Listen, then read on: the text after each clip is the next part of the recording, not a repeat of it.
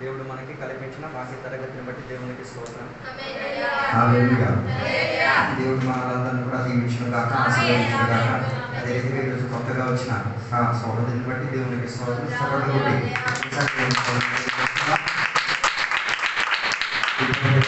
ఉపవాసంతో ప్రార్థనతో గడిపి తీరడానికి దేవుడు మనందరి జీవితంలో కల్పించిన వాక్య తరగతిని బట్టి దేవునికి స్తోత్రం.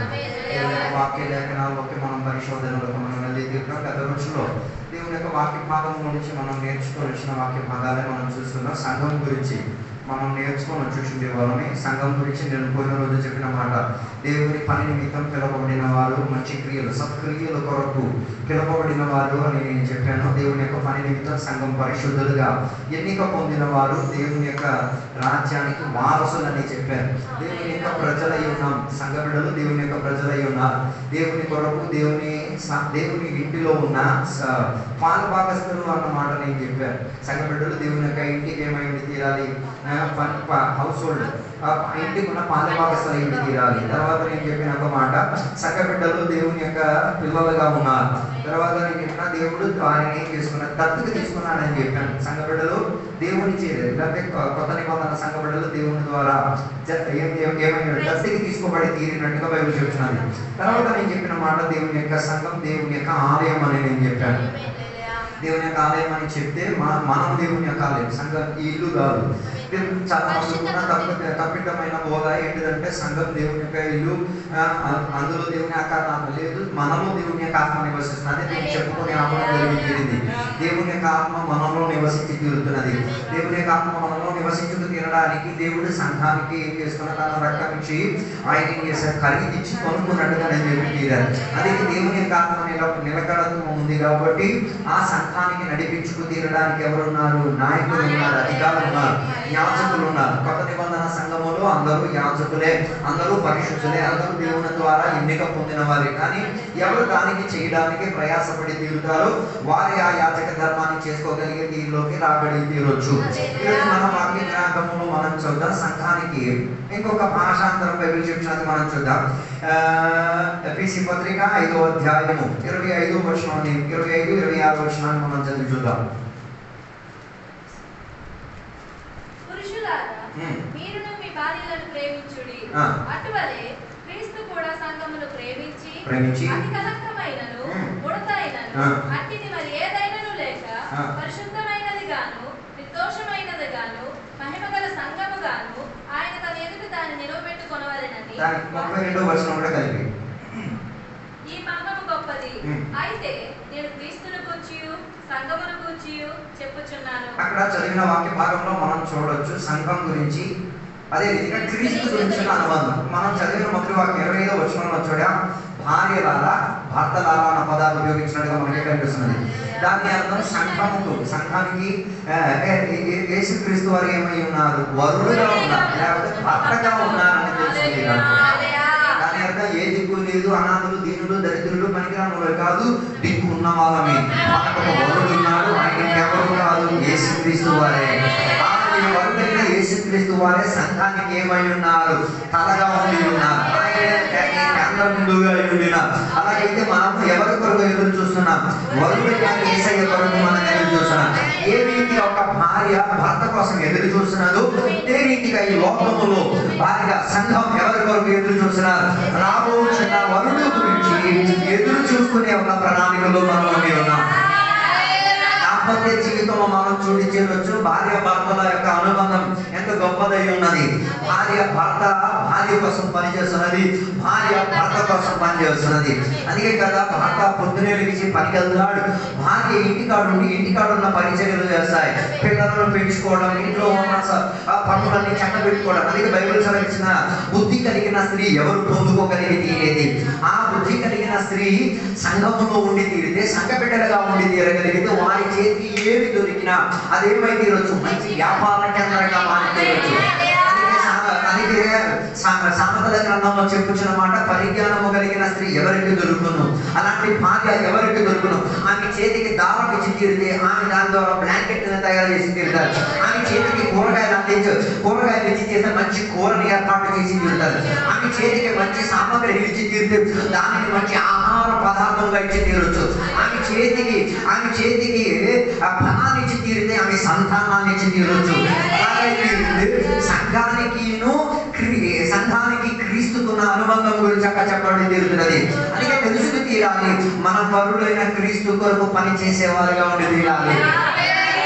ఈ మార్గం చాలా మందికి తెలియట్లేదు. అందుకే ఏ రోజు మనం రక్షణ పొంది మారు మనసు పొంది యేసయ్యను రక్షకునిగా అంగీకరించి తీరాం, ఆ రోజు దేవునితో మనకేమై తీరింది, మనకు ఒక సంబంధం కుదిరి తీరింది. మన భాషాంతరంలో చెప్పబడి తీరింది. వివాహము కొరకున్న ప్రస్తావన ఆ రోజే జరిగి తీరింది. దానిని మన భాషలో ఎంగేజ్మెంట్ అని చెప్పొచ్చు, బెట్రోతల్ అని చెప్పొచ్చు, ప్రధానం అని చెప్పొచ్చు. అంటే ఏ రోజు నువ్వు యేసయ్యను రక్షకునిగా అంగీకరించావు, ఆ రోజు నువ్వు ఒక్క నిర్ణయం తీసుకున్నావు, నాకు ఒకే భర్త, ఆ భర్త ఇంకెవరు కాదు, యేసుక్రీస్తు వారు మాత్రమే. ఆ మార్గం కొరకే నేను కనిపెట్టుకుని తీరింది. అందుకే దాని 25-26 వచనంలో చెప్పబడిన మాట, సంఘం తను తాను ఏం చేస్తూ తీరాలి, పరిశుద్ధపరచుతూ తీరాలి. దేవుని యొక్క వాక్య లేఖనాల ద్వారా తను తాను ఏం చేయాలి, కడగాలి, శుభ్రపరచు తీరాలి. వాక్యంతో దానిని పవిత్రపరిచి పరిశుద్ధపరచుటకై దాని కొరకు తన్ను తాను అప్పగించుకోవాలి. అలాగే దేవుని బిడ్డలు చెప్పకూడదు, వాక్యం నాకు తగులుతుంది, వాక్యం నాకే పొడిచి చెప్పింది, అర్థానంతా నో సంఘానికి చెందిన బిడ్డలు కాదు. 26 వాక్యానుసారంగా చెప్పిన వాక్యం నీకేమిచ్చి తీరుతున్నది. ఇప్పుడు మన ఆమోస్ ఉన్నాడు. ఆమోస్ ఎలా నడిచి వచ్చినప్పుడు ఆ కాలం గట్టుగట్టు పడిపోయిన ఆ పడిన పడులో ఆ కాలం కొన్న మురికి మొత్తం వాడి శరీరానికి ఏం చేసింది, పట్టుకుపోయింది. అది ఇంటికి వచ్చిన తర్వాత ఆడేం చేస్తాడు, మెల్లిగా రుతుకొచ్చి అడుగుతాడా, ఆడి సబ్బు చేస్తాడు, ర్యాపర్ చేస్తాడు, రుతుతాడు. ఎందుకు, మురికి ఎంటింది కాబట్టి దాని వాసన ఏమి ఇవ్వకూడదు. గొప్ప విషయం ఏంటంటే 5 సార్లు స్నానం చేసిన తర్వాత కూడా ఆడికి తృప్తి అనిపించదు. కారణం ఏంటి, కాలం వాడు పడ్డాడు కాబట్టి ఆ మురికి ఆయన శరీరంలో ఉన్నదానికి ఆయన ఎందుకు వచ్చింది. అది అన్నం తినేటప్పుడు ఏం గుర్తుకొస్తుంది, ఆ వాసన గుర్తుకొస్తుంది, అది పోయింది. దాని అర్థం ఏంటిది, ఆ జిడ్డు ఎక్కడికి వచ్చింది, మన ముక్కులో ఉన్న రంధ్రానికి అది ఏమైంది, జిడ్డుగా మారింది. దానికి ఆయన ఏం చేయాలి, ఒక 4 సార్లు తుమ్మి తెచ్చాలి, అది పోతుంది. నేను చెప్పినా పడుతున్నా, వాక్యం నీకు తగులుతుంటే, వాక్యం నిన్ను గాయపడుతుంది, దాని అర్థం నిన్ను వాక్యం కడుగుతున్నది.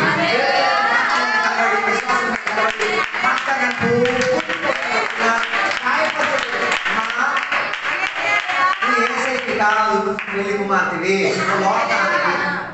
లోకంతో పెళ్లి చేసుకున్నావు, నువ్వు సంప్రదాయానికి పెళ్లి చేసుకున్నావు. యేసయ్యకి పెళ్లి చేసుకున్నవాడు వాక్యం ద్వారా ఏమై తీరుతుంది, బతక స్థానం దొరికింది, కడుగుబాటు దొరికింది. కడిగిన చేపే మనం తింటాం, కడిగిన కూరగాయలే మనం తింటాం, కడిగిన బియ్యమే మనం తింటాం. ఇక విందుల గురించి నేను చెప్పడానికి అలాంటి ఇష్టపడలేదు. ఏది విందులో ఈ కాలం అధిక కడగబడలు ఏది ఏం కాదు, తినడానికి యుక్తమైనది కాదు, అన్ని సామగ్రి ఏది అది కడిగి తీరాలి.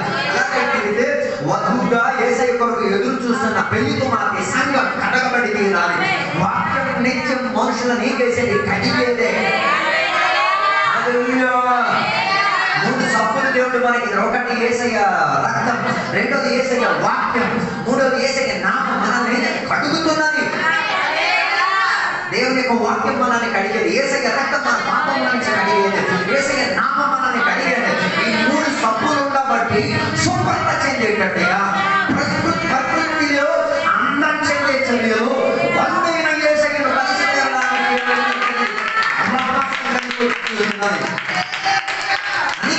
వివాహ బంధం గురించి చెప్పి ఈ మార్గం గొప్పది అని చెప్పడం జరిగింది. అందుకే క్రైస్తవ్యంలో వివాహం పరిశుద్ధ వివాహం అనుకోండి, పరిశుద్ధ వివాహం పరిశుద్ధ వివాహం ఏమైనది, ఘనమైనది, శ్రేష్టత చెందినది.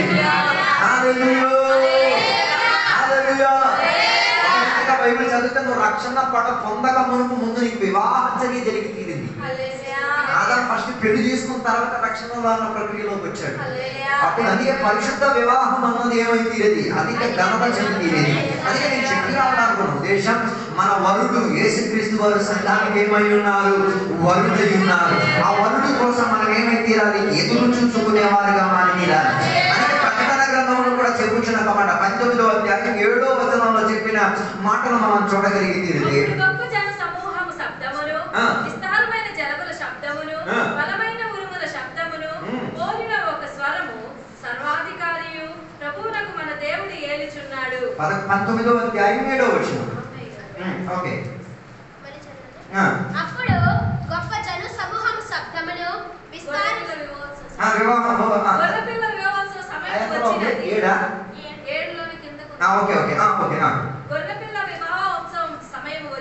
వచ్చినది. ఆయన భార్య తన్ను తాను సిద్ధపరచుకొని ఉన్నది. ఆమేన్. Praise lord.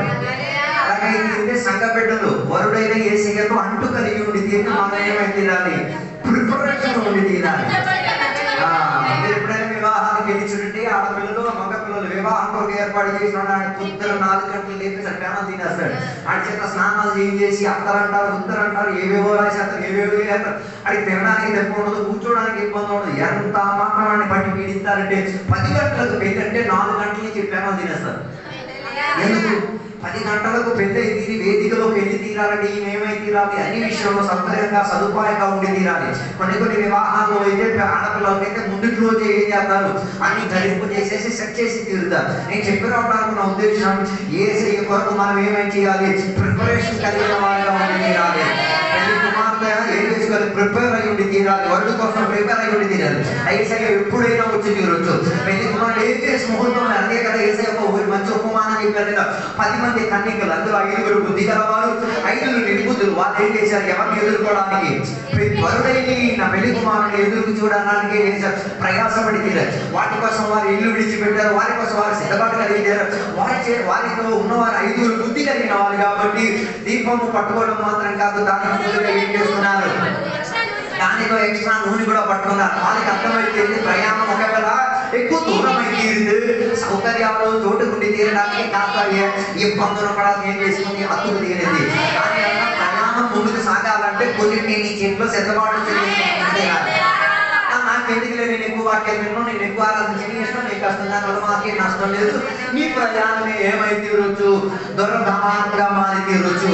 నువ్వు వరుణ్ణి కలవలేకుండా, నువ్వు వరుణ్ణి కలిసి తీరేటట్టుగా అభ్యంతరంగా మారి తీరొచ్చు. కన్యకలు బుద్ధి కలిగిన వారు కాబట్టి, వారికి దూరవీక్షణ ఉంది కాబట్టి, దర్శనం ఉంది కాబట్టి, వారికి దేవుని వాక్యం పట్ల అవగాహన ఉంది కాబట్టి, వారి ఎక్స్ట్రా నూనె ఏం చేసుకున్నారు?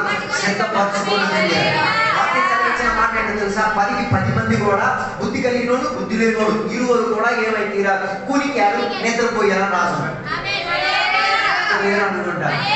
దాని అర్థం బుద్ధి ఉన్నోడు పడుకున్నాడు, బుద్ధి లేనోడు పడుకున్నారు. ఇద్దరికి కొనుకొచ్చి తీరింది, ఇద్దరికి నిద్ర వచ్చి తీరింది. కానీ ఇరువురిలో ఉన్న తేడా ఏంటో తెలుసా? బుద్ధి కలిగినవాడు ఒకవేళ కునికిన పర్వాలేదు, కానీ నూనె డబ్బా మాత్రం వదలలేదు. కారణం ఏంటి? ఆ టైంలో నూనె కూడా కాపురం చేసేవారు ఉంటారన్నమాట. అర్థం కాలేదు. ఇందులో నేను అర్థం చేసుకోవాల్సిన విషయం, ఆత్మీయ గుంపులు అందరూ నిద్రించిన వాళ్ళే, అందరూ నిద్రలోకి వెళ్ళిపోయిన వాళ్ళే. దాని అందరూ ఉంటారు,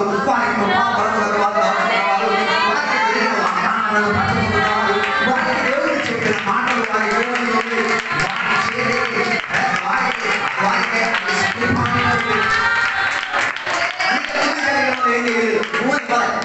దీపం అక్కడ పెట్టేశారు, కానీ నూనె మాత్రం ఏం చేయలేదు.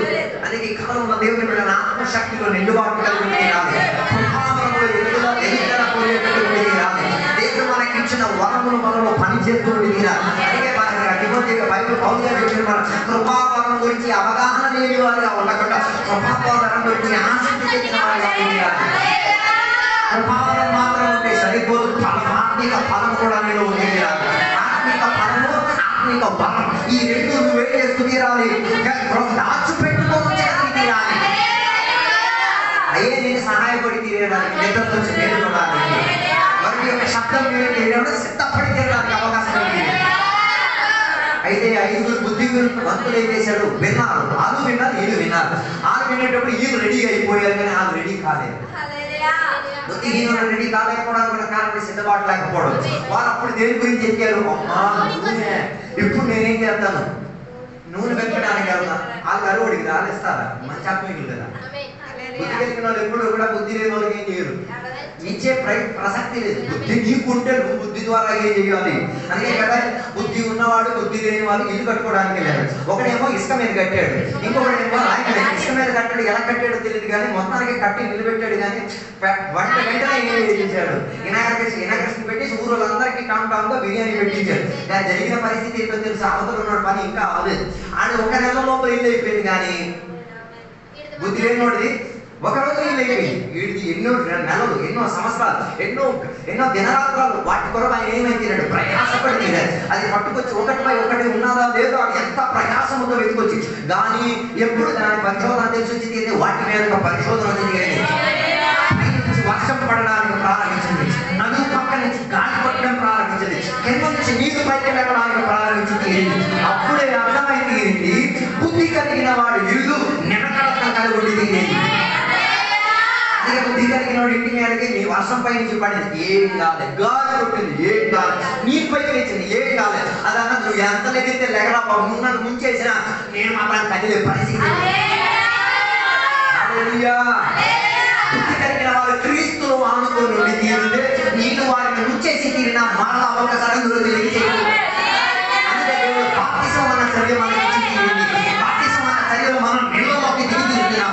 నేను మమ్మల్ని ముంచేసి తీరుతుంది, కానీ మునిగడం మాత్రం కాదు, తీరే ఒకటిలో ఉంది.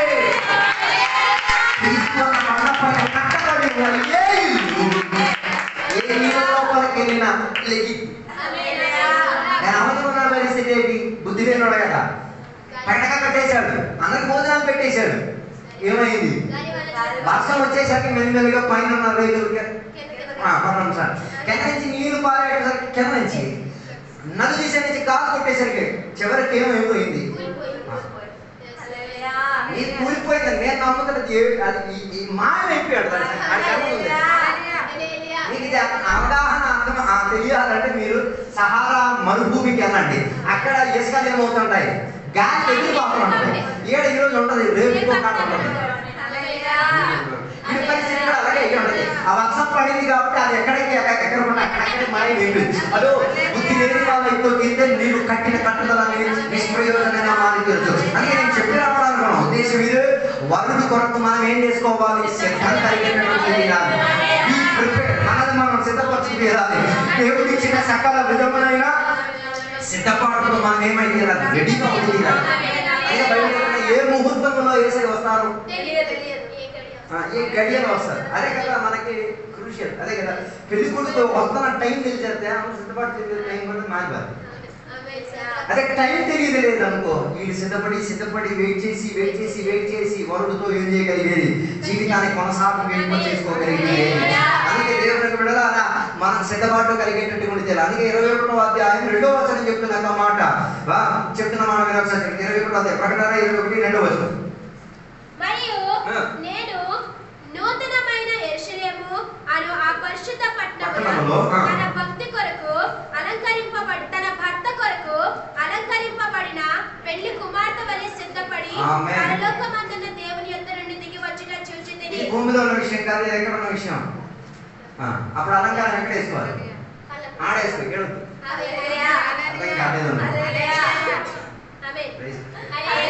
చెబితే చాలా మందికి అక్కడ ఎక్కడ తగ్గుతుంది. మరి నేనేం చేయలేదు. పెళ్లి కుమార్తె ఎక్కడ ఆభరణం ధరించుకో, భర్తను చూసి తీరడానికి అక్కడ ధరించి తీరాలి. ఎందుకు భూమిలో ఆభరణం ధరించుకోకూడదని చెప్పడానికి కారణం నిన్నే వాక్యం చెప్పారు, మీరు యూట్యూబ్ లో చూసుకోండి. చెప్పడానికి కారణం యాకోబుకి దేవుడు ప్రత్యేకంగా చెప్పారు. ఎందుకు ఈ ఆభరణాలు వేరుతో పొత్తుంది, లోక దేవతలతో ఏముంది, పొత్తుంది. డౌట్ ఏమైనా ఉంటే కంసాల దగ్గరికి వెళ్తే వాడు కట్టేటప్పుడు వాడు బంగారం ఇచ్చినా, ఎండి ఇచ్చినా, ఎత్తడి ఇచ్చినా, ఏమి ఇచ్చినా చేతికి నా ముందు ఏం చేస్తాడు, ఆ దేవతకి పిలిచి పూజ చేసిన తర్వాత ఆ వృత్తికి అనుసరించి ఆ దేవతకి తృప్తి చెందించిన తర్వాత ఒకటి ఏం చేస్తాడు. అప్పుడు మీరు చెప్తారు, అయితే బంగారం ఆభరణాలుగా కొనుక్కుంటే ప్రాబ్లం కదా, బిస్కెట్గా కొనుక్కుంటాను. కొనుక్కో, నాకు ప్రాబ్లం వేస్తే నేను లోన్ దొరుకుతుంది.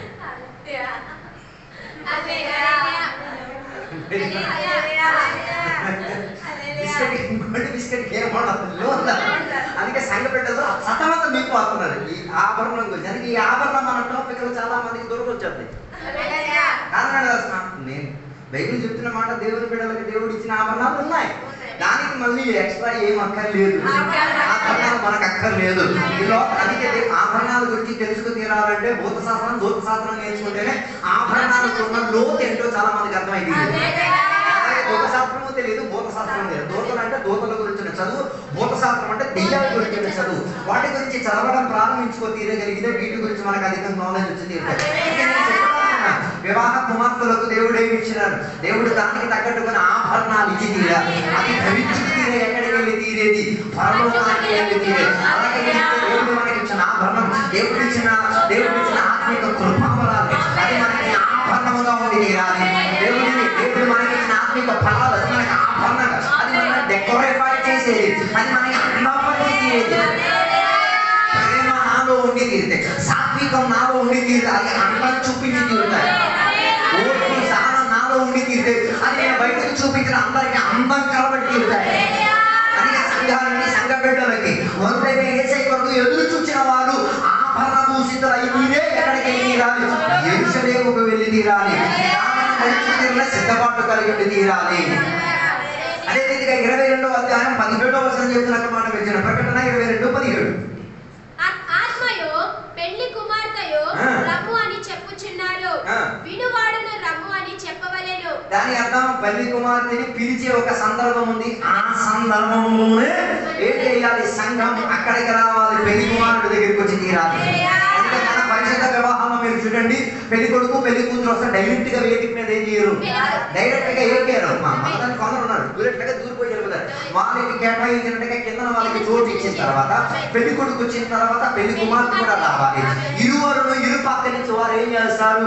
స్వీకరించుకు తీరొచ్చి వేదిక మీద తీసుకొచ్చి తింటారు. దాని అర్థం పెళ్లి కుమారుడు అయితే పిలిచేవాడు ఉన్నాడు, పెళ్లి కుమార్తె అయితే పెళ్లి కుమార్తెని ఏం చేస్తాడు? పిలిచే ఉన్నాడు. అందుకే కదా యేసయ్య రాకడ గురించి బైబిల్ చెప్తున్నమాట. లాజరు చనిపోయిన సందర్భమున యేసయ్య తన సమాధి దగ్గరికి వెళ్ళి ఏం చేశారు? లాజరు పిలిచారు. ఎందుకు లాజరు మాత్రమే వచ్చారు, మిగతా లాజరు ఎందుకు రాలేదు? ఒకే లాజరు ఆ ఊళ్ళో ఉన్నాడా? ఆ సమాధిలో ఒకే నాతో లేరు అనుకుంటున్నాం. మనం ఎక్కడ బతుకుతున్నాం ఏమైనా ఐడియా ఉందా మీకు? మనం పడుకునేదే సమాధులు. మీకు నమ్మడానికి ఏమైనా డౌట్ ఉంటే ఆర్కియాలజీ డిపార్ట్మెంట్కి వెళ్ళి వాళ్ళు అక్కడ పనిచేసే వాళ్ళకి 1 లక్ష రూపాయలు ఇచ్చేసి, నేను నిలబడి నేను బతుకునే పొలము, నేను ఇల్లు కట్టుకున్న చోట్లో సమాధో కాదో ఒకసారి ఏంటి తేలబడ్డా 3 నెలల లోపల తేలబడ్డే చెప్పారు. ఎన్ని పశువులు, ఎన్ని మనుషులు, ఎన్ని జంతువులు, ఎన్ని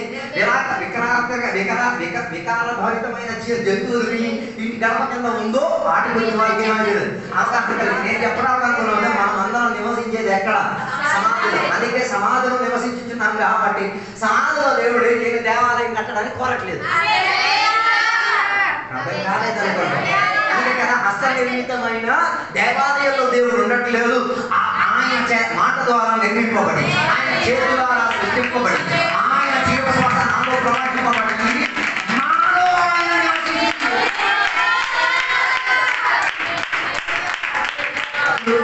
సమాధి దగ్గరికి యేసయ్య ఏం చేశారు? పిలిచారు.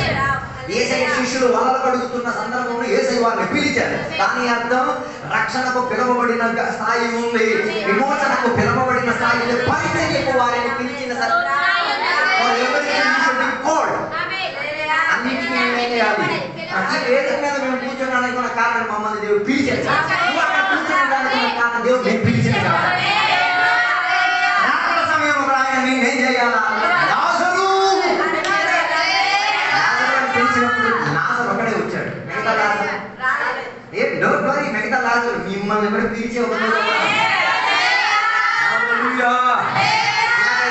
వరుడు యేసయ్య అయితే సంఘం వరుడికి ఎదురు చూసుకోండి కింద పిలిచే ఒక రోజు వచ్చింది.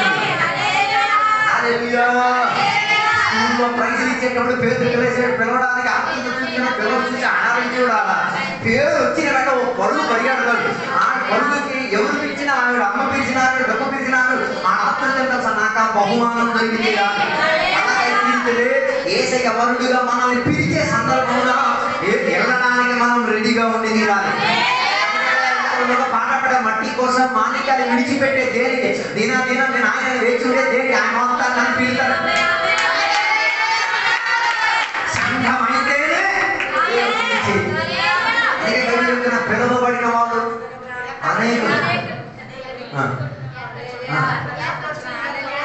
కానీ సెలెక్టెడ్ కొందరే, అందరినీ దేవుడు పిలిచాడు. ఓల్డ్ మంది దేవుడు కానీ కొందరే. అదే కదా సంఖ్య ఇక్కడ కనబడుతున్నది. మన కూడికల సంఖ్య తక్కువ కనబడుతుంది. దేవుడు అందరినీ పిలిచిన దేవుడు. ఆయన పిలుపు నీ చెవులకు ఏమైతే రాలేదు, రాజరికి వెనబడి తీరింది కాబట్టి 4 రోజులు కంపైపోయినది, 4 రోజులైపోయి కులిపోయినది, 4 రోజులైపోయి నిర్జీవం అయిపోయినది, 4 రోజులైపోయి వాసన కొట్టినది, 4 రోజులైనది అందరూ విసిరేసిన దానికి పిలిచిన సందర్భముగా శరీరం తిరిగి ఏమైతీరింది, జీవం వచ్చి తీరినట్టుగా మారిపోయింది, వాసన మారి సువాసన రావడం జరిగింది, ప్రాణం పోయినది తిరిగి ప్రాణం వచ్చేది. ఇస్తే గ్రంథంలో ప్రవక్తకు తీసి చెప్పిన మాట, ఈ ఎముకలన్నీ జీవిస్తాయా? అప్పుడు ఆయన చెప్పిన, నువ్వు సెలవిస్తే ఈ ఎముకలన్నీ ఏమైతే రోజు తిరిగి జీవించి తీరొచ్చు. ఆయన చూస్తూ ఉండగా శరీరం శరీరంతో కలిసింది, ఎముక ఎముకతో కలిసింది, మాంసం మాంసంతో కలిసింది, శిరమండలం అంతా కూడా ఏమైంది, వేరు పారినట్టుగా ఏమైనా నరాలతో నిండిపోయి అలా ఒక సైన్యముగా ఏమైతీరింది. ఎండిపోయిన ఆ ఎముకల లోయ ఒక సైన్యముగా నిలబడలేదు. పిలవడానికి వదులు రెడీ, వినడానికి పెళ్లి కుమార్తె రెడీగా. వినడానికి పెళ్లి కుమార్తె రెడీ, రెడీ అయి ఉండి తీరాలి. ఎవరి యొక్క శబ్దం నీకేమైతున్నారు? అందుకే యేసయ్య చెప్పారు, నా గొర్రెలు నా శబ్దాన్ని విని. ఎవరి శబ్దాన్ని వినాలి? కాపరి యొక్క శబ్దాన్ని. ఈ మధ్య నేను ఒక వీడియో చేశాను, పాస్టర్ గారు తన విశ్వాసుల యొక్క శబ్దాన్ని విని పోల్ చేస్తున్నారు. పాస్టర్ ప్రతి సంఘ బిడ్డలు ఆయన ఏం చేసుకున్నారు, కళ్ళు మూసుకొని కూర్చోబెట్టేశారు. ఒక్కొక్కరు అయ్యలు ప్రైజ్ లార్డ్ అలా పేరు చెప్తున్నా, భలే ఆశ్చర్యం అనిపించింది. నిజమే కదా, ఏ కాపరి తన మందల గురించి ఆయన ఏమై ఉంటాడు, అవగాహన కలిగిన వాళ్ళై ఉండి తీరుతారు. నేను చెప్పి రావడం అనుకున్నా, పిలిచేటప్పుడు వినబడి తీరేటట్టుగా ఉన్న దూరంలో ఉంది తీరాలి. దేవుని యొక్క దాసు ఏలీ గురించి, అదే విధంగా సమూయేలు గురించి ఒకే రీతిగా రాయబడి ఉన్నది. కానీ పిలుపు మాత్రం ఎవరికి వినబడి, సమూయేలుకి మాత్రం వినబడింది. ఏలీకి పిలుపు వినబడి తీరాలే. అదే బైబిల్ చెప్తున్న మాట, సమూయేలుకి పిలిచిన పిలుపుకి ఈయన ఎక్కడికి పరిగెట్టాడు, ఏది ఎక్కడికి పరిగెట్టాడు. పిలిచింది దేవుడైతే పరిగెట్టి, మన ప్రాబ్లం కూడా ఇదే. పిలిచింది దేవుడైతే విశ్వాసం రాలేదని ఎందుకు చెప్పడం, కట్టింది పిలిచింది కట్టింది దేవుడైతే పనివారు కాకపోతే శ్రమ పడిపోవడం రాలేదు. పిలిచింది దేవుడైతే బాధ్యత నెరవేర్చుకోవాల్సిన బాధ్యత ఎవరిది? దేవుడిది. నెరవేర్చుకోవాల్సిన బాధ్యత ఎవరిది? దేవుడిది. దేవుడు నన్ను పిలిచాడు కాబట్టి దేవునికి స్తోత్రం, నేను పిలవబడ్డాను కాబట్టి దేవునికి స్తోత్రం. ఎందరో మంచి వాళ్ళు ఉన్నారు, ఎందరో శ్రేష్ఠులు ఉన్నారు, వారి మధ్యలో నన్ను సంఘముగా పిలిచాడు. నేను సంఘముగా వరుడైన యేసయ్య పిలుపు కొరకు రెడీ ఉన్నా. అది శబ్దం వినేంతటిగా ఉండి తీరా. అదే సమూయేలు దేవుని శబ్దాన్ని విని ఎక్కడికి పోయాడు, ఏది వైపు వెళ్ళాడు, ఏది అయితే నేను పిల్లలు ఆయన పిలిచింది వాడిని ఎవడో నాకు అర్థమైంది. ఆయన పిలిచేటప్పటికే నేను అసూయ రావాలి కదా, అర్థం కాలేదు. ఆ పసిపిల్లలను పిలిచేటప్పుడు ఈయనకి అసూయ రావాలి కదా, మంచిది అసూయ రాలేదు. ఆయన అనుకున్నాను, నేను ఆయన పిలుస్తున్నాడు కదా, ఈసారి ఆయన పిలిస్తే చెప్పు, నేను వేసుకోమన్నా ఏది అని ఎవరు చెప్పండి. దాని అర్థం దేవుడు సమూయేలుకి పిలిచి ఏలికి పిలవకపోవడానికి ఉన్న కారణం ఏంటి? ఏది పిలుపు విధి తీరడానికి వల్ల దొరకడం లేదు, మాతత్వంలోకి వెళ్ళిపోయాడు కాబట్టి. ఏ పన్నెండు గారు దేవుని శబ్దం వినబడట్లేదా నీకు? ప్రతి కోడికల్లో ప్రతి వాక్య ధ్యానంలో దేవుని శబ్దం వినబడట్లేదా? ప్రతి ఆత్మతో ఆరాధన చేసిన దేవుని శబ్దం వినబడట్లేదా? కమ్ క్లోజర్ టు గాడ్, దేవునికి దగ్గరగా ఉండు. ఈరోజు నువ్వు ఏది అయ్యో ఏదిలా ఉండడం కాదు, సమూయేలుగా మాత్రం ఎవరో సాక్షి చెప్తారు, నేను దేవుని శబ్దం వినాలను, నువ్వు ఆయన సాక్షి విని సంతోషించడం కాదు, నువ్వు కూడా ఎవరైనా సాక్ష్యం చెప్తున్నా, దేవుడు నాతో మాట్లాడారన్నా నువ్వు చెప్పాలి, నేను ఏది కాదు, నేను కూడా దేవుని యొక్క మాటలు వినించగా ఉండి మాట్లాడతా మారి దేవుని శబ్దం వినబడి మారాలి. చెప్పిన ఉద్దేశం సంఘ బిడ్డలు వరుడైన యేసయ్య పిలుపు కొరకు రెడీగా ఎప్పుడైనా ఆయన పిలవచ్చు. ఆయన పిలిస్తే ఏ పనున్నా మానేసుకొని ఏం చేయాలి? ఏం చేశాడు? ఏ పని ఉన్నా మానే ఎక్కడికి వెళ్ళాడు? దేవుని దగ్గరికి వెళ్ళి ఉంటాడు. అక్కడి నుంచి వచ్చేసాడు. పిలిచింది దేవుడైతే వినడానికి మనసు కలిగిన వాడు ఎక్కడ ఉన్నా వస్తాడు. మాట యేసయ్య రాకడ సమయంలో యేసయ్య ఏం చేస్తారు? పిలుస్తారు. పిలిచేటప్పుడు మృతి చెందిన వారు మొదలుగా ఏం చేస్తారు? లెగిచి తీరుతారు. లెగిచి తీరిన తర్వాత వారిని అడ్డుపరుచుకు తిరగడానికి ఏం చేస్తారు? సాతాను తన సమాధానం రెడీగా ఉంటారు. వారితో కూడా యుద్ధం చేసి తిరగడానికి దేవుడు రెడీగా ఉన్నారు. దేవుడు తన సైన్యాన్ని రెడీగా ఉంటుంది. అలాగైతే రాకడ సమయంలో మరణించిన ఒకరిని పురుగులు తినేసినాయి కదా. ఆ పురుగులు కడుపులోకి ఈయన శరీరం మొత్తం వెళ్ళింది. ఈ పురుగునేమో ఏం చేసింది? మన ఊర్లో ఉన్న మేక తినేసింది. ఆ మేకనేమో మనం తినేసాం. మనం తినేమో చచ్చిపోయాం. ఈ ఎంత సర్కిల్ అయిపోయిందో చూడండి. అలాగైతే ఆ పిలవబడిన సందర్భంలో ఎవడెవడ కడుపులో నుంచి ఎక్కడెక్కడికి వెళ్ళి అన్ని చోట్ల తిరిగి మరలా కలిసి చాప తిరిగి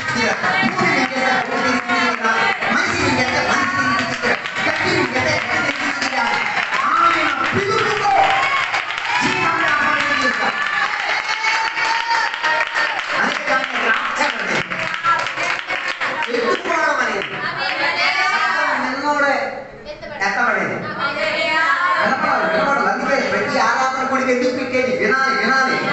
లేకపోతే ఏమో చేతి భర్త ఏం చూస్తున్నాడు? కేకేస్తున్నాడు, వినపట్లేదు. ఇంకెవరో విన్నారు. ఆయన వెళ్ళారంటే ప్రాబ్లం ఏముంది? మీ కుటుంబానికి అర్థం కాదు. భర్త నీ కేకేస్తే నీకు అసంతం వినపట్టిరా? అంటే దేవుడు మన దేవుని సన్నిధిలో ప్రార్థన చేసేది, మన దేవుని యొక్క వాక్యాలు ధ్యానించేది ఎందుకు? మన వినికిడి క్లియర్ అవ్వడానికి. కాలంలో మన వినికిడి మందత్వం నుంచి క్లియర్ గా మారి తీరాలి. శబ్దం విని తీరడానికి. అనన్య కూర్చున్న గదిలో దేవుడు ఆయనతో మాట్లాడడం లేవు. నేను పంపించే చోటుకు బయలుదేరు. అప్పుడు పాఠాలు ఎవరికి నేర్పిస్తున్నారు? దేవుడు చెప్తున్నాను వెళ్ళాడు. లేదు వాడు నేను బోర్డు ఆయన బోర్డు అడ్వర్టైజ్మెంట్ నేను టీవీలో చూశాను. ఆయన గురించి బోర్డు నేను న్యూస్లో మనకున్న ప్రాబ్లమే అది. దేవుడు మాట్లాడుతున్నప్పుడు దేవుడికి ఏం క్వశ్చన్ వేశాను? ఆయన తిరిగి దేవుడికి ఏం చేస్తున్నాను నేను? దేవుడు అన్నారు బాబు నేనే ఆయనకి సిద్ధ చేసింది, నేనే ఆయన అరెస్ట్ చేసింది, నేనే ఆయన పట్టింది, నేనే ఆయన కళ్ళు మూత వేసేది. అక్కడ కూర్చోబెట్టింది. నువ్వు బయలుదేరు నిలబడి కాబట్టి ఆయన ఏం చేశారు? ప్రయాణం చేసి వెళ్ళి ఆయన కలిసి సువార్త చెప్పేసి బాప్తిజం ఇచ్చేసి ఆయన ఏం చేశారు? దేవుని యొక్క పని నిమిత్తం ఏం చేశారు? ప్రయాణం చేసుకున్నారు. అలాగైతే వినపడి తీరిన వాడు కొందరిని ప్రయాణం చేసుకోవాలి. సంఘటనలు దేవుని శబ్దం వింటేనే వినలేని కొందరిని వినిపించుకొచ్చి అలాగైతే ఈ ఊరు ఒకే ముహూర్తం ఆయన శబ్దం వినిపించుకు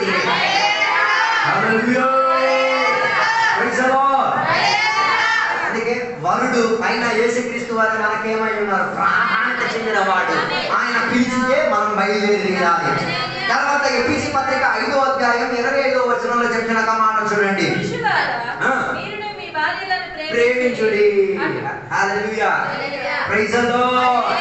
ఎవరు ప్రేమించాలి? మనం నేను దేవుని ప్రేమించేస్తున్నాను. నువ్వు ప్రేమించలేవు నాయన. ఆయన నేను ప్రేమిస్తున్నాడు కాబట్టి ఆయన ప్రేమిస్తున్నాను.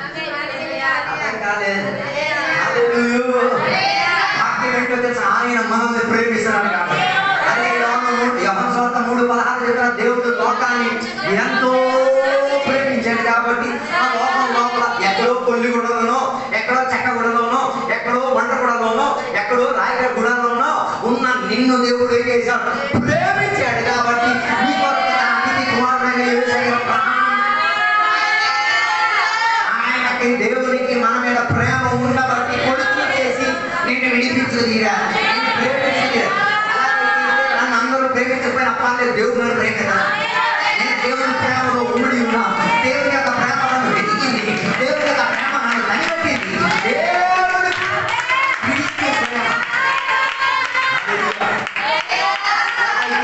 భర్తలు ఏం చేయాలి? ప్రేమించాలి. భార్య ప్రేమించాలని అప్పుడు భర్త ఎవరికి చెప్పాలి? భార్య చెప్పాలి. ఏమని? నేను ప్రేమిస్తున్నా. మాట్లాడి గుర్తించండి. ఆ ప్రాబ్లం ఏంటి? చెప్పమని కొట్టుకోవడానికి నోరు తెచ్చిన అదే నోరు వేసుకోవడం ప్రేమించడం చెప్పు. భర్త ప్రేమ అది వినడానికి ఆతృతగా బాగా రెడీగా ఉండింది. అలాగైతే క్రీస్తు మనల్ని ఏం చేసి తీరుతున్నారు? ప్రేమించుతున్నారు. అలాంటి ప్రేమ అయింది అగాపే. దానికి ఏం లేదు, సరిహద్దు లేదు. మన ప్రేమని మన ప్రేమ అని వ్యాపారమే, అది వ్యాపారమే. ప్రేమ కూడా వ్యాపారమా? అవునండి. ఇప్పుడు మీరు నాకు అప్పు ఇస్తారు, ఇచ్చేటప్పుడు గొప్ప ప్రేమ. నేను తీర్చలేను అనుకో, అప్పుడు నీ విశ్వరూపం. అదే యేసయ్య మీకు అప్పు ఇచ్చారు అనుకో, నువ్వు తీర్చలేదు. ఆయన వచ్చి ఎలా నవ్వుతుంటాడు, ఆయన నుంచి నేను ఎలా ప్రకటిస్తాను, ఆయన ఇంటికి వచ్చి ఎలా ఉంటాడు, నీకు ఆయన కలవడానికి మనసు ఏం చేయదు. రెడీ ఆయన మాత్రం రెడీ. చాలా మంది ప్రేమ ఏమైంది? వ్యాపారంగా మారింది. అందుకే ప్రేమ కోసం మనుషులు ఎంత అలకల్లం అయిపోయేది. కానీ దేవుని యొక్క ప్రేమ ఎట్లాంటిది? దానికి పరిమితి లేదు. మనం పాపిగా ఉన్నప్పుడు, మనం కాలంలో పడున్నప్పుడు, మనం గోతులు ఆకబొద్దులోకి చిరుకుపోయి ఉన్నప్పుడు, మనం ముందర కంప మధ్య ఇరుక్కున్నప్పుడు ఆయన మనల్ని ప్రేమించాడు కదా. ఆ ప్రేమ ఎంత గొప్పది, ఆ ప్రేమ ఎంత శ్రేష్టత చెందేది. పనికిరాని స్థాయిలో, పనికిరాని చోట్ల, పనికిరాని జీవితం జీవించుకొని ఉన్న చోట్ల ఆయన నిన్ను ప్రేమించుకుని నిన్ను కడిగి శుభ్రం పనిచేసి మంచి వేదిక మీద కూర్చోబెట్టి మంచి భోజనం పెట్టిన తర్వాత ఆయన మనకు చెప్పి నేను నిన్ను ప్రేమించుకున్నా.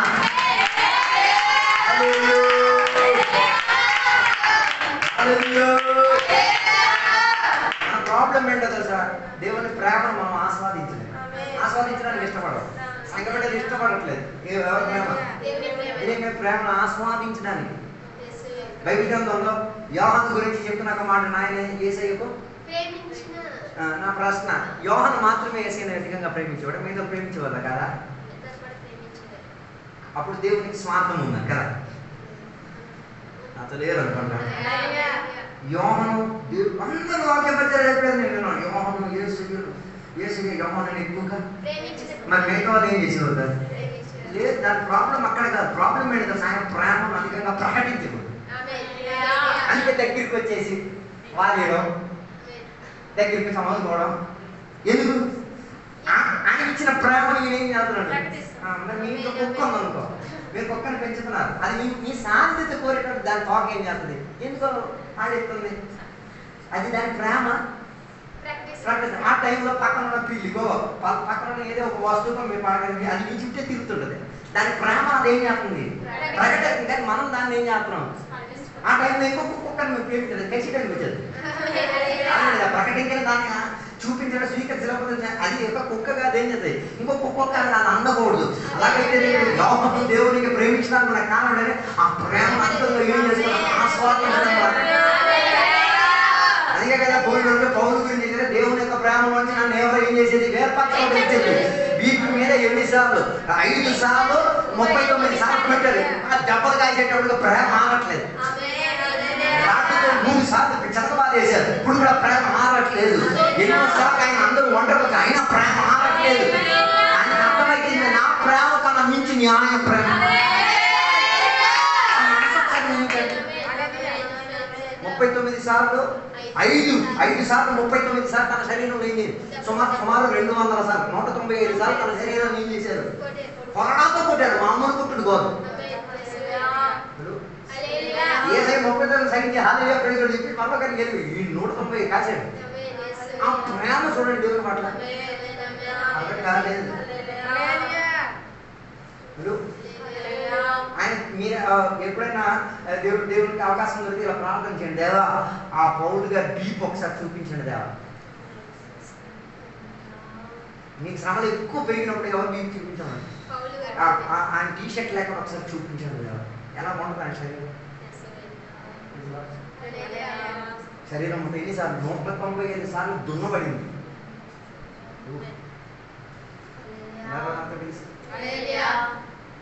195 సార్లు శరీరం. మరి మానవత్వం ధైర్యం కొరడంతో కొట్టేటప్పుడు ఎవరైనా డౌట్ ఉంటే ఏసైనా మూవీ ఒకసారి చూడండి. ప్యాషన్ ఆఫ్ క్రైస్ట్ అన్న మూవీ మీరు చూడండి. 39 సార్లు కొట్టేది, ఆ చిత్రహింసలు పెట్టేది మీరు చూస్తే మీకు అర్థం 195 దెబ్బలు ఎలా కాశాడు.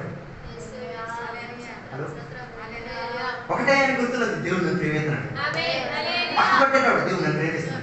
195 సార్లు కొట్టేటప్పుడు ఇంకో స్పృహ లేదు, అయితే దేవుడు నన్ను ప్రేమిస్తున్నాడు. హల్లెలూయా. అదే శరీరంలో గాయాలన్నీ క్లియర్ అయిపోయిన తర్వాత మళ్ళీ రాటతో కొట్టారు. ఎలా ఉండదు ఊహించండి, ఊహించండి. ఇవన్నీ ఊహించడానికి దేవుడు నన్ను ప్రేమించాడు, నేను దేవుడి ప్రేమ పొందుకున్నాను. మనం చిన్న చిన్న వాటికే నన్ను ఎవరు పరామర్శించట్లేదు, నువ్వే పిచ్చెక్కిపోతున్నావు ప్రేమ కోసం.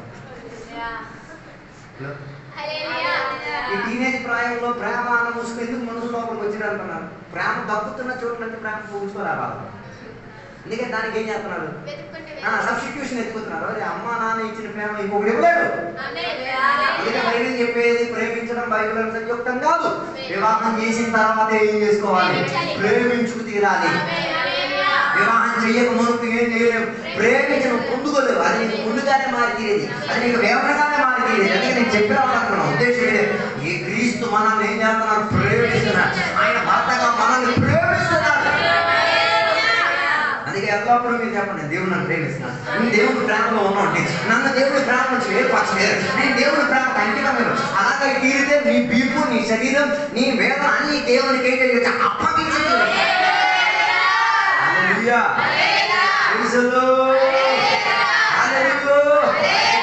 దాని తర్వాత అదే ఎపిసి పత్రిక 5వ అధ్యాయం 25వ వచనం చెప్తున్నది మాట మీరు చూడండి. పురుషులారా, మీరును మీ భార్యలను ప్రేమించుడి, అటువలే క్రీస్తు కూడా సంఘమును ప్రేమించి అతి కలంకమైనను ముడతైనను అట్టిది మరి ఏదైనను లేక పరిశుద్ధమైనది గాను నిర్దోషమైనది గాను మహిమగల సంఘము గాను ఆయన తన ఎదుట దానిని నిలవబెట్టుకొనవలెనని వాక్యముతో ఉదక స్నానము చేత దాన్ని పవిత్రపరిచి పరిశుద్ధపరచుటకై దాని కొరకు తన్ను తాను అప్పగించుకున్నాడు. దేవుడు ప్రేమించడం మాత్రం కాదు, తన్ను తాను ఏం చేసుకున్నాడు, ఓ లార్డ్. అప్పగించుకోవడం అంటే అర్పించుకోవడం, చచ్చిపోవడం. ఉన్నారా? ఎలా అప్పగించుకున్నాడు, తన ప్రాణం మొత్తం అప్పగించాడు. తన ఒంటిలో ఉన్న రక్తం మొత్తం అప్పగించుకున్నాడు. తన శరీరంలో ఉన్న వేదన మొత్తం అప్పగించుకున్నాడు. తన శరీరం అంతా శాపగ్రస్తంగా మారి. అందుకే బయట చెప్తున్నమాట, రాము మీద ఎలా ఆడుతున్న వాళ్ళందరూ శాపగ్రస్తులు. అలాగే తీరితే ఆయన రాము మీద ఎలా ఆడినప్పుడు నీ శాపములన్నీ ఆయన ఏం చేసుకున్నాడు, వహించుకున్నాడు. నీ వేదనలన్నీ ఆయన వహించుకున్నాడు. నీ రోగాలన్నీ ఆయన వహించుకున్నాడు. నీ పాపాలన్నీ ఆయన వహించుకున్నాడు. అలాగా ఆయన తను రాణించుకున్నాడు. ప్రేమ ఉండబట్టి ఆయన ఇచ్చుకున్నాడు. ప్రేమ లేకపోతే ప్రాణం ఇచ్చే ఛాన్సే లేదు. హల్లెలూయా, హల్లెలూయా. దేవుడు ప్రేమ ఇచ్చాడు కాబట్టి మనల్ని చేర్చుకోవడం జరిగింది. హల్లెలూయా. పిలవడానికి కారణం ఏంటిది, ఆయన ప్రేమని ప్రేమించాడు, ఆయన ప్రాణం ఇచ్చాడు, ఆయన సమర్పించాడు కాబట్టి మనకి దొరికింది గిఫ్ట్. ఫ్రీ గిఫ్ట్ అంటారు, ఉచిత బహుమా, ఉచితంగా మనకైతే దొరికింది. హల్లెలూయా, హల్లెలూయా. ఆ బహుమానం దొరికింది కాబట్టి మనం ఏం చేయాలి, కడగబడి తీరాలి, కడుక్కునే స్థాయిలో ఉండి తీరాలి. అది ఎక్కడ ముడతలు లేని, మరకలు లేని, ఏమీ లేనట్టుగా ఏమైనా తీరాలి, శుభ్రముగా తయారై ఉండి తీరాలి. కడగబడిన వారు మాత్రమే ఆయనకి అంగీకరణ పొందిన వారుగా మారింది.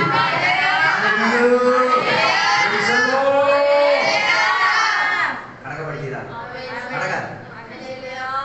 కడగబడలేనివి మనం తినలేమైతే, కడగబడలేనివి ఆయన స్వీకరించు తీరలేదు. ఇప్పుడు అదే ఎఫెసీ పత్రిక 5వ అధ్యాయం 31, 32 వచనాలు. ఈ హేతువు చేత పురుషుడు తన తండ్రిని తల్లిని విడిచి తన భార్యను హత్తుకొనును, వారిద్దరూ ఏక శరీరమగుదురు. ఓ లార్డ్, ఎక్కడే పరిశ్రమ చెప్పాలి. అలాగే తీరితే సంఘములో ఏముండి తీరాలి, ఏకత ఉండాలి. యూనిటీ, కలిసే భావం ఉండి తీరాలి. నాతో లేరు అనుకుంటారు. పాటలు మనం కలవాలి, ఆరాధనలు మనం కలవాలి, వాక్య ధ్యానములు మనం కలవాలి, సహవాసంలో మనం కలవాలి, భోజనం చేసినప్పుడు కలవాలి, రొట్టి ఇచ్చినప్పుడు కలవాలి, తాగినప్పుడు కలవాలి, శ్రమలో మనం కలవాలి, ఆనందములో మనం కలవాలి.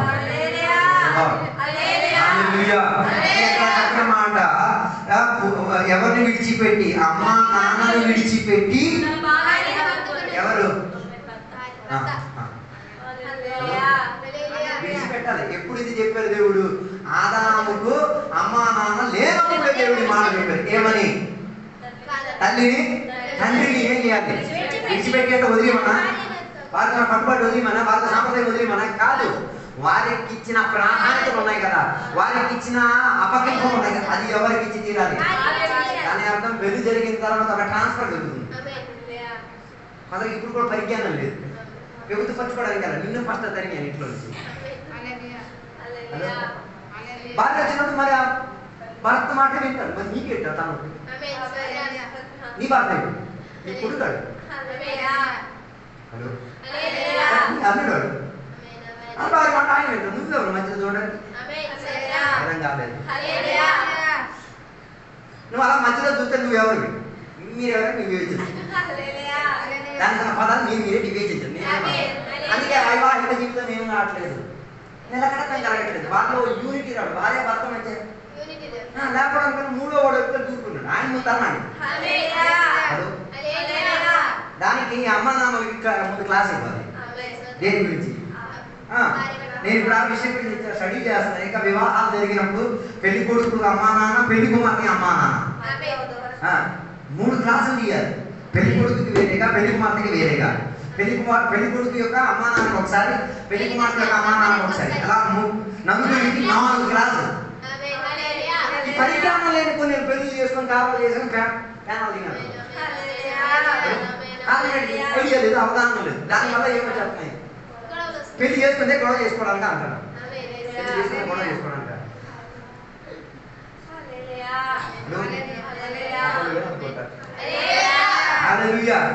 పెళ్లి చేసుకుంటే కలవడానికి, ఒక్కటై తీరడానికి, దేవుడు సంఘముగా చేసింది విడిగా ఉండడానికి కాదు. ఈ ఒంటరిగా తిరిగి నుండి మనం జాగ్రత్త పడాలి. అది ఎప్పుడు హాని చేస్తారు. అది విశ్వాసి అయినా, సేవకుడైనా, భక్తుడైనా, అభిషక్తుడైనా ఒంటరిగా తిరుగుతున్నాడు వాడిని ఎసరు పట్టించుకోడు. కలవలేకపోతున్నాడా? ఆ డేంజర్, మహా డేంజర్. అది ఇస్కరియోతు యూదా అవుతాడు అవుతాడు అవుతాడు సునిశ్చితమని. ఈరోజు కాపు చేయబోతుంది, అవకుండా ఇద్దరు కలిసిపో. అడ్జస్ట్మెంట్ కాలేజీ చాలా ఉంటాయి. భర్తకి నచ్చలేని భార్య ఉన్నదా? భార్యకి నూడిల్స్ అంటే ప్యానం, భర్తకి నూడిల్స్ అంటే మరి ఆమె నూడిల్స్ ప్యానం తింటుంది. ఇష్టం కాబట్టి భర్త అంతా మొండి పెడితే ఏమవుద్ది? వేరే నూడిల్స్ ఇచ్చేవాడిని చూసుకుంటుందండి. షాపులు కలవా, ఇచ్చేవాడు కలవా, అర్థం కాదు. ఆమెకి నూడిల్స్ ఇచ్చావు, ఏం ఇచ్చా ఇష్టం కానప్పుడు ఆమె ఇష్టాన్ని కూడా ఏం చేయాలి? నువ్వు తినొద్దు, పక్కన రా బాబు. ఆమెకి నూడిల్స్ కొనిపించేసి పక్కనుండు, భర్తగా నువ్వు పక్కనుండు. తర్వాత ఆమె చెప్పు నాకు ఇష్టం కాదు, కానీ నువ్వు తింటున్నా కూడా నేను మీద ప్రేమ ఉండబట్టే నేను ఇక్కడ ఏం చేస్తున్నాను. ముఖ్యత. అందరి స్వభావం అందరికి నచ్చుతుందా? నచ్చదు. నా స్వభావం మీకు నచ్చదు. మొన్న ఎవరో చెప్పి నా కలర్ నీకు పిచ్చెక్కింది, నీ కలర్ నాకు పిచ్చెక్కింది. నేను తింటున్నది నీకు పిచ్చెక్కింది, నువ్వు తింటున్నది నాకు పిచ్చెక్కింది. కానీ కలిసే భావం దాని అయినా మనం ఏం చేయాలి? తోడు యూనిటీ ఉండి చేయాలి. అందుకే సంఘం లోపల ఆహార విషయంలో ఏం వచ్చింది? భిన్నత వచ్చింది. కొందరు అంటారు మేము తినము, కొందరు అంటారు తింటారు. నువ్వు తినము అనకూడదు, తింటాము అనకూడదు.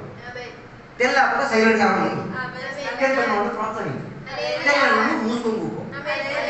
మరి నీకు నోట్లో ఏమైనా ఆడుతుందంటే చాక్లెట్ కొనుక్కో, నోట్లో పెట్టుకో, అది ఊహించుకొని అది తింటున్నాం అన్న ఫీల్ అయ్యి యూనిటీ. ఈ సంఘంలో భిన్నత రావడానికి కారణం ఏంటి? కలవలేకపోవడం.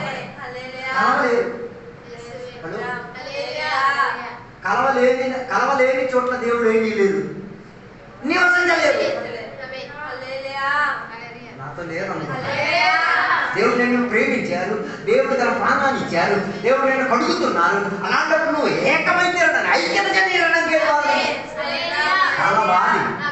డిఫెక్ట్స్ ఉన్నా కలవాలి. ఎన్ని డిసగ్రిమెంట్స్ ఉన్నా ఏం చేయాలి? కలవగలిగితే ఆ రీతిగా మనం అడాప్ట్ అవుతేనే మనం సంఘం అనిపించేది, లేకపోతే మన సంఘం కాదు. బైబిల్ అంటే నేను చెప్తున్నాను, నా సిద్ధాంతాలు నేను చెప్పట్లేదు. కలవాలి, ఆ అడ్జస్ట్మెంట్ లోకి మనం రావాలి. వైవాహిక జీవితం మీకు నచ్చలేని మీ భార్య చేస్తే దానిని ఏం చేయాలి? నచ్చేటట్టుగా నువ్వు కలవడానికి ప్రయత్నం చేయాలి. నీకు భర్త చేసేది నేను నచ్చకపోతే దాన్ని నచ్చేటట్టుగా నువ్వేమి కలవడానికి బయటది, లేకపోతే భిన్నత వచ్చేది అందులో సాతాను దూరిపోతాడు, గురువు మాట్లాడతాడు, అది ఎదిగొచ్చానది నీకు నమ్మకం తిరిగిపోతుంది. ఇంకా ఐక్యతలోకి వచ్చి తీరాలి. అందుకే బైబిల్ చెప్తున్నాడు సహోదరులు కలిసి ఉండట ఎంతో మనోహరం, ఎంతో మేలు చెందేది. 12 మంది పిల్లలే ఎవరికి? యాకోబుకి. 12 మందికి 12 స్వభావం. ఒకడు పాము అయితే ఇంకొకటి కత్తి, ఇంకొకటి కత్తి అయితే ఇంకొకటి నీడు, ఒక్కొక్కడు ఒక్కొక్క స్వభావం ఉంది. కానీ కలిస్తే అందుకే 12 గోత్రాలు చెదురున్నా కలిస్తే వేదిక వాటి మీద అగ్ని దిగి వచ్చింది, వాటి మీద దహనం జరిగినట్టు వాటిలో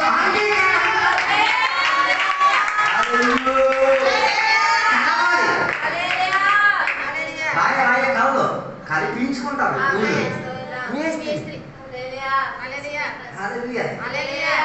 ఇనుము కాదు కల్పిస్తాడు ఎవడు దీన్ని తయారు చేసిన అనుకుంటారు.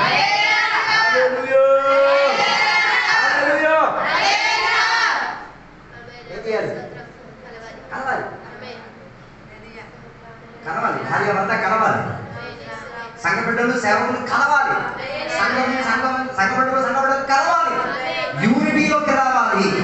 ఏ చోట కలిసి ఉంటారు అక్కడి బలం దిగి వచ్చింది. ప్రజలకు ఒక ప్రత్యేక వారు ఒక చోట కలిసి గుంపు నివాసం చేసిన వారు. ఎందుకు వారి మధ్యలోకి భిన్నత వచ్చింది?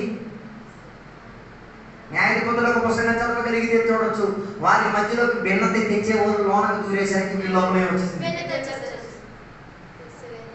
అందుకే కదా బాలాక్ బిర్యామును ఏం చేస్తున్నారు, అతికి తీసుకొని ఏం చేస్తున్నారు, ప్రవచించడానికి పంపించున్నాడు సహాయపడి. ఏమి వీరు కలిసి ఉన్నారు, వీరి కలియుకని ఏమి అది బద్దలు పట్టడానికి ఏమి చేయండి, దానికి తగ్గట్టుకున్న సామగ్రిని పంపించండి. అలాగే తీరితే సంఘం కలవకుండా ఉండి తీరేందుకు ప్రయత్నాలు జరుగుతున్నాయి. మేలుకోండి, నీకు ఇష్టం కాలేదు, నీకు ఇష్టం అనిపించే చర్యలు అప్పగించండి. హల్లెలూయా. యాకోబు రాహేల్ని పెళ్లి చేసుకున్నాడు, లేహాని పెళ్లి చేసుకున్నాడు. లేహ ఏం కాదు, అందగతి కాదు, ఈయనేమో అందం. అంటే అందం లేదు దాన్ని మీరు పట్టించుకోరు, కానీ ఆ లేహ అయినా కూడా అగ్రిమెంట్ ఉంది. అదే దేవుడు సంతానం ఇచ్చినప్పుడు ముందు ఎవరికి ఇచ్చారు? లేహకి ఇచ్చారు. తర్వాత దేవుడు ఎవరికి ఇచ్చారు? రాహేలుకి ఇచ్చి తీరుతారు. దాని అర్థం కలియుగంలో మనం వచ్చి ఉండి తీరాలి, కలియుగంలో ఉండడానికి ప్రయత్నం చేసి తీరాలి. స్వభావాల భిన్నత కావచ్చు, నువ్వు చేసిన నాకు నచ్చకపోవచ్చు, నా చేసిన నీకు నచ్చవచ్చు, కానీ ఒక సంఘముగా ఉండేటప్పుడు నా ఇష్టం నీ ఇష్టమే, నీ సౌకర్యం నా సౌకర్యం, నీ వేదన నా వేదన,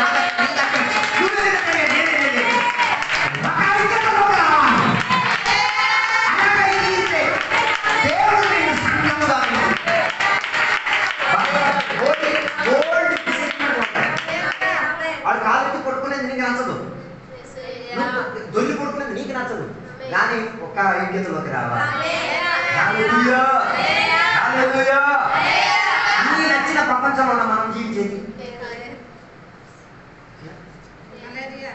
కొందరు ఆసుపత్రికి వెళ్తే ముక్కులు గట్ట మూసేస్తారు, ఏది మూసేస్తారో తెలియదు. నువ్వు అక్కడ మూసుకోవడం కానీ అన్ని పాటు నీ సంఖ్య నువ్వు వాసన చేసుకో. నీ కంపు నువ్వు పట్టించుకోలేక అవతల అందుకే చాలా మంది అక్కడికి వెళ్ళినప్పుడు కంపు అన్నాడు, డాక్టర్ చూసిన ఊరు నాయన గొప్ప ఈ గలీజ్ కంపుల మధ్య కూడా ఆయన హాస్పిటల్ మీరు ఎందుకు పిచ్చికిపోతున్నాడు? హాస్పిటల్లో ఉన్న నర్సులు డాక్టర్లు పనిచేసే వాళ్ళు ఎందుకు పిచ్చికిపోతున్నాయి? గలీజ్ చూసి వాళ్ళే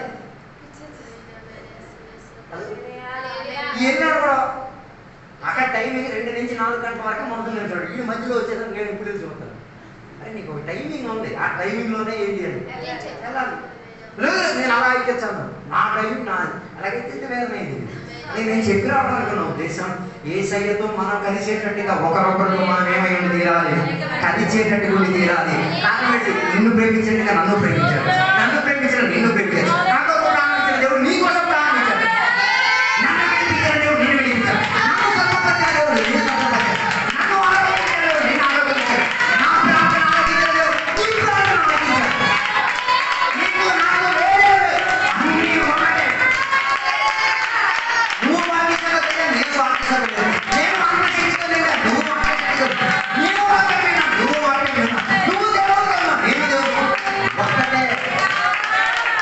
భిన్నతలోకి వెళ్ళడానికి. అందుకే కదా మొదటి కొరింథీ సంఘంలో మొదటి కొరింథీలు మనం చదివితే సంఘంలో 4-5 పార్టీలు ఒకే సంఘం. ఒకటి చెప్తాడు మేము క్రీస్తు వాళ్ళం, ఒకటి అంటాడు మేము అపోలో వాళ్ళం, ఒకటి అంటాడు మేము పౌలు వాళ్ళం, ఒకటి అంటాడు మేము మేము వేరే వాళ్ళం. నో, అందరూ ఒకే గొడుగు లోపలికి రావాలి, ఒకే సహవాసంలోకి వచ్చి దిగాలి. ఎన్ని భిన్నతలు ఉన్నా ఐక్యతలోకి రావడానికి ఏం చేయాలి? ప్రయత్నం చేసేటటువంటి తీరాలి. Praise the lord.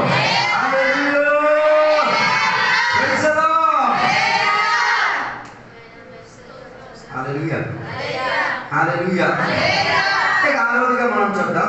ఎఫెసీ పత్రిక 1వ అధ్యాయం 22-23 వచనం.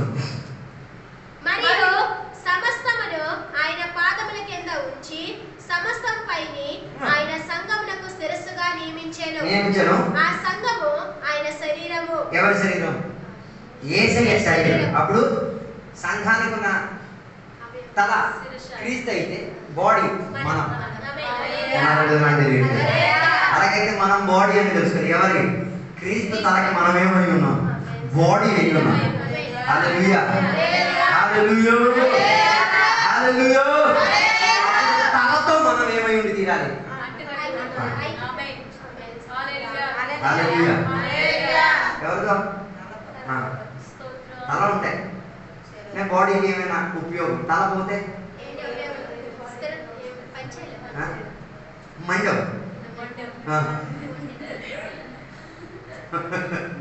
తల ఉంటేనే మనకేముంది? వాల్యూ. అప్పుడు క్రీస్తు తల, అలాగే క్రీస్తు శరీరం అని కూడా చెప్పగలరా? క్రీస్తు తల అయినప్పుడు శరీరం కూడా ఎవరిది? క్రీస్తుదే. అదే కదా 22వ వచనం చెప్తున్న మాట వినండి. పాదము కింద ఉంచి అన్నిటిపైన సంఘాన్ని ఏం చేశారు? దేవుని నియమించుకొని నిన్నేం చేశారు? ఉంచారు. హల్లెలూయా. హల్లెలూయా. అలాగైతే మనం చెప్పగలిగి తీరాలి, దేవుడు నన్ను ఉంచాడు కాబట్టి మనం ఉన్నాం. హల్లెలూయా. నేను క్రీస్తు శరీరంలో ఉన్నాను, కారణం ఆయన నన్ను ఉంచాడు కాబట్టి. శిలువ మరణంలో జరిగిన కార్యం ఆయన ఏం చేశారు? సాతాను తన సంతానములన్నింటినీ కూడా ఆయన ఏం చేశారు? తొక్కేయించేశారు. అందరికీ కనబడి తీరేటట్టుగా, ప్రదర్శన పడేటట్టుగా, అవమానపడేటట్టుగా ఆయన ఏం చేశారు? ఆయన తనను తొక్కివేసి తీరారు. దాని వలన సంఘానికి ఏమొచ్చి తీరింది? తనకెందుకు తీరాలనే భావం.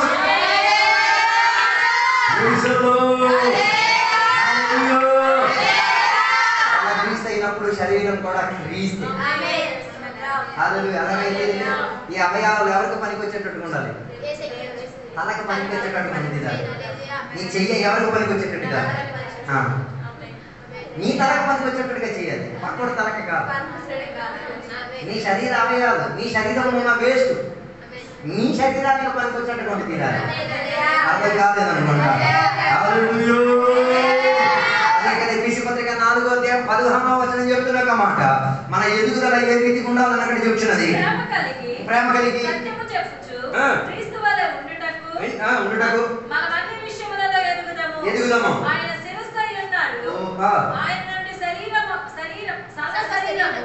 చక్కగా అమర్చబడి తనలో ఉన్న ప్రతి అవయవము తన పరిమాణము చొప్పున పనిచేయుచుండగా ప్రతి కీలు వలన కలిగిన బలము చేత అతుకబడి ప్రేమయందు తనకు క్షేమాభివృద్ధి కలుగునట్లు శరీరములకు అభివృద్ధి కలుగ చేసుకొనుచున్నది. చూసారా అక్కడ 15వ వచనంలో చెప్పండి, క్రీస్తుతో మనం ఏం చేయాలి? ఎదగాలి. ఎంతవరకు ఎదగాలి?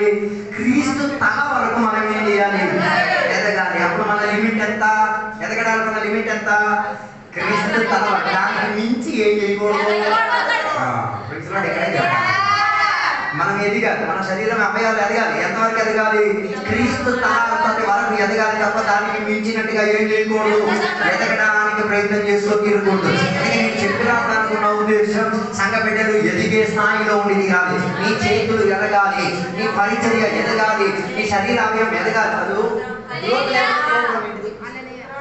గ్రోత్ లేకపోతే ప్రాబ్లం ఏంటిది?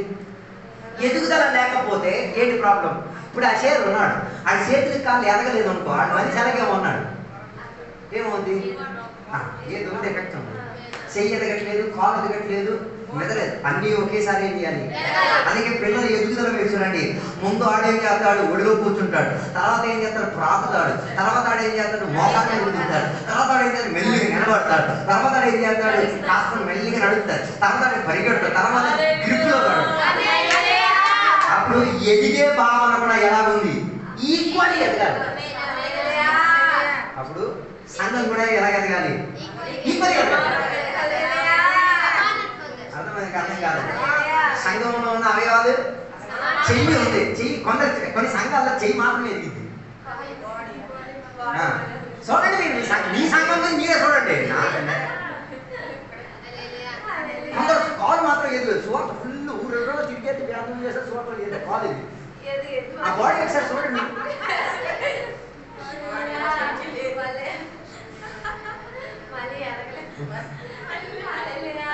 ఊహించండి,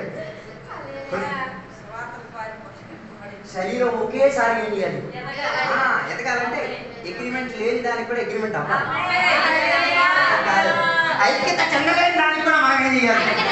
ఓకే, నాకు తెలుసు మోహన్ గారు చేసింది నాకు నచ్చుతుంది, నేను చేసింది మోహన్ గారు అయినా నేను మోహన్ గారు నేను చెప్తున్నాను, పర్వాలేదు కలిసిపోతాను. Equal grow. చాలా సంఘం చూడండి, ఒక దాంట్లో ఎదిగేది ఇంకో కృపావరంలో ఎదుగుంటే ఆత్మపరంలో జీరో. అక్కడికి వెళ్తే ఇలా చెయ్యంటే అన్ని భాషలు పూర్తి చెప్పేస్తాడు. కానీ ప్రేమ విషయం డుంకుడు మా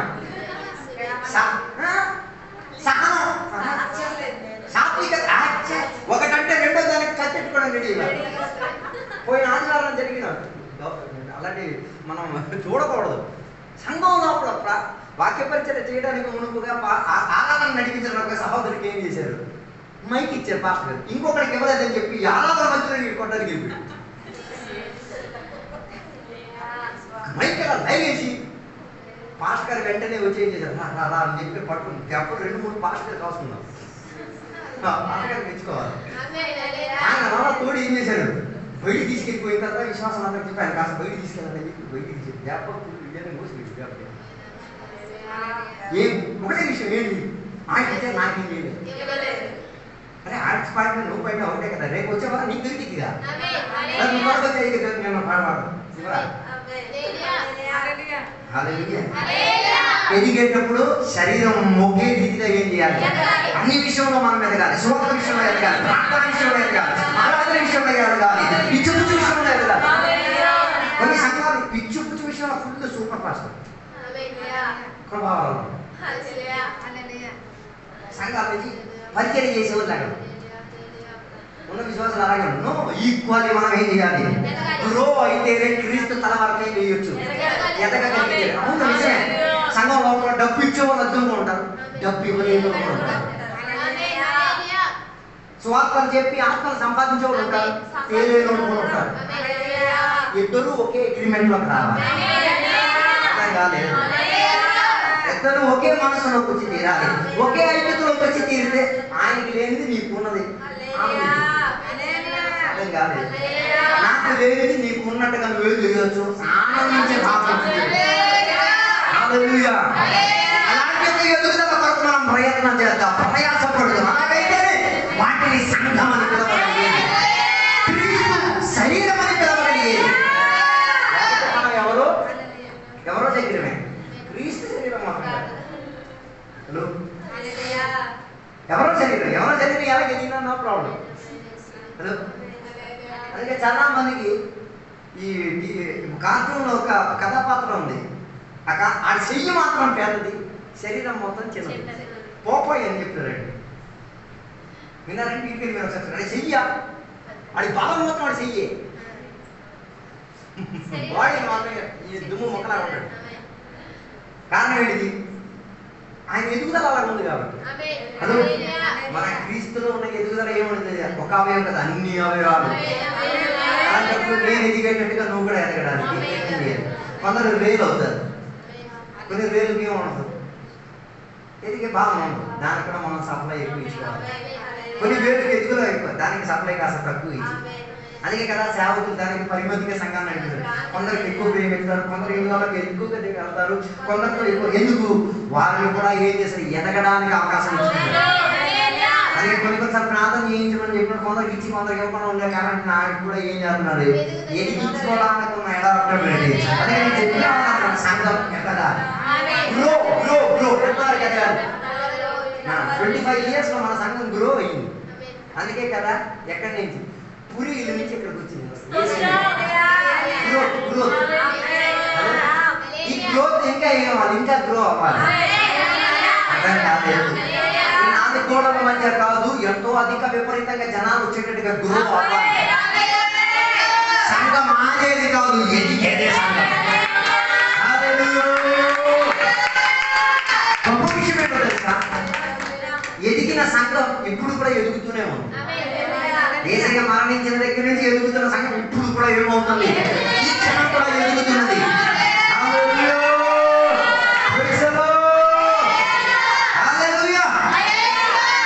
ఎదగాలి.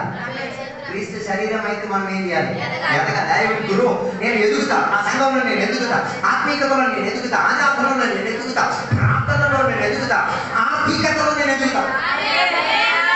కట్టుకుంటుంది. చాలా మంది చెప్తున్నా ఇక్కడ ఏసీ పెట్టింది, ఎందుకు పెట్టించారు, నీ ఇంట్లో కూడా రావడానికి. అర్థం కాలేదు. రోజల్లా ఎండలో కూర్చొని పశువులా పని చేస్తున్నారు. రాత్రి పడుకునేటువంటి కాస్త నెమ్మది వద్దా శరీరానికి. అందుకే పాస్ గారు ఆ కట్టు ఎరగడానికే లక్ష అప్పు చేసుకొని ఏం చేస్తున్నారు. ఫ్యాన్ కింద ఒదిగి ఒదిగి ఒదిగి మానసీయం అయిపోయింది, అడ్జస్ట్ అయిపోయింది. అందుకే కదా చిరిగిన బనియంతో చిరిగిన చెడ్డీతో ఎలాగైనా అడ్జస్ట్ చేసి బతికేస్తాం. నో, ఇలా కాదు. అందుకే సేవ విడదలిపించుకు తిరగడానికి ఆయన ఏం చేస్తున్నారు, ₹1,00,000 అప్పైనా పర్వాలేదు కానీ ఏసీ కొన్ని ఒక్కొక్కటి మెదడులో ఏం చేస్తా ఎదిగే భావన అర్థం. ఏసీ మనకి పిచ్చి ఎక్కేది కాదు, మన శరీరానికి ఎదగడానికి. 20 సంవత్సరాల నుంచి దేవుడికి నమ్ముకున్నారు, కాస్త ఎదుగుదల వద్దా, సేవకుడికి బండి వచ్చింది, మీకు బండి వద్దా,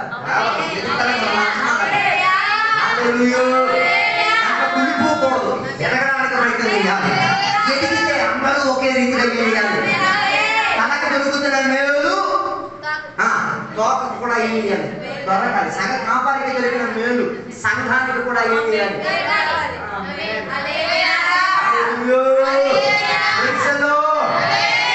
అందుకే ఎదుగుదల ముందుకు రావాలి. సంఘం రోజుకి రోజుకి సంఘం ఏమైతే అభివృద్ధి చెంది వచ్చింది, ఎదుగుతుందో వచ్చింది, పెరిగి వచ్చింది.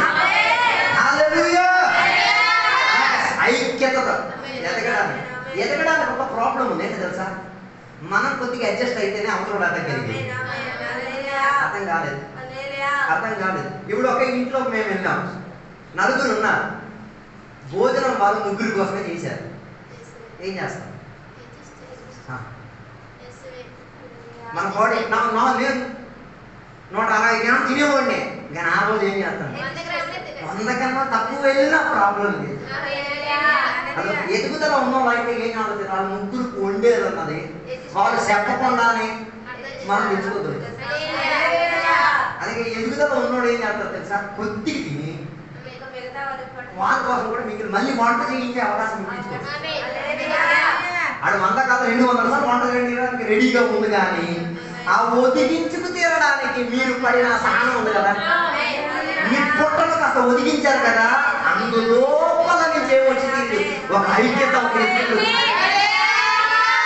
సంఘానికి వచ్చి బోల్డ్ ఇబ్బందులు ఉన్నాయి, లేదా బోల్డ్ సమస్యలు అంటే చెప్పలేనంత సమస్యలు ఉన్నాయి, కానీ కొద్దిగా ఒదిగిస్తున్నాం దేనికి, అవతలో ఉన్న దాంట్లో చేర్చడానికి. 12 మంది శిష్యులు ఉన్నారు, ఒకటికే దేవుడు ఏమి ఇచ్చారు, కాదు తెలుసుకోవడానికి పెట్టి ఇచ్చారు. మిగతా వాళ్ళు ఏం చేసుకోవాలి, ప్రార్థన తెచ్చుకోలేదు. ఇప్పుడు కూడా ఆ పోస్ట్ వేకెన్సీగానే ఉంది. ఏ పోస్ట్ మరి ఎవరైనా ఉండడానికి మీరు చేసుకోవాలి. మీ కష్టం. నేను చెప్పే ఉద్దేశం అందరూ ఒకే రీతిగా ఎదిగాలి, ఎదిగి రావాలి. శరీరం ఎవరిది, క్రీస్తు శరీరం. అలా ఎవరిది, క్రీస్తు తనది. సంఘం ఎదగడానికి అడ్జస్ట్ అవ్వాలి.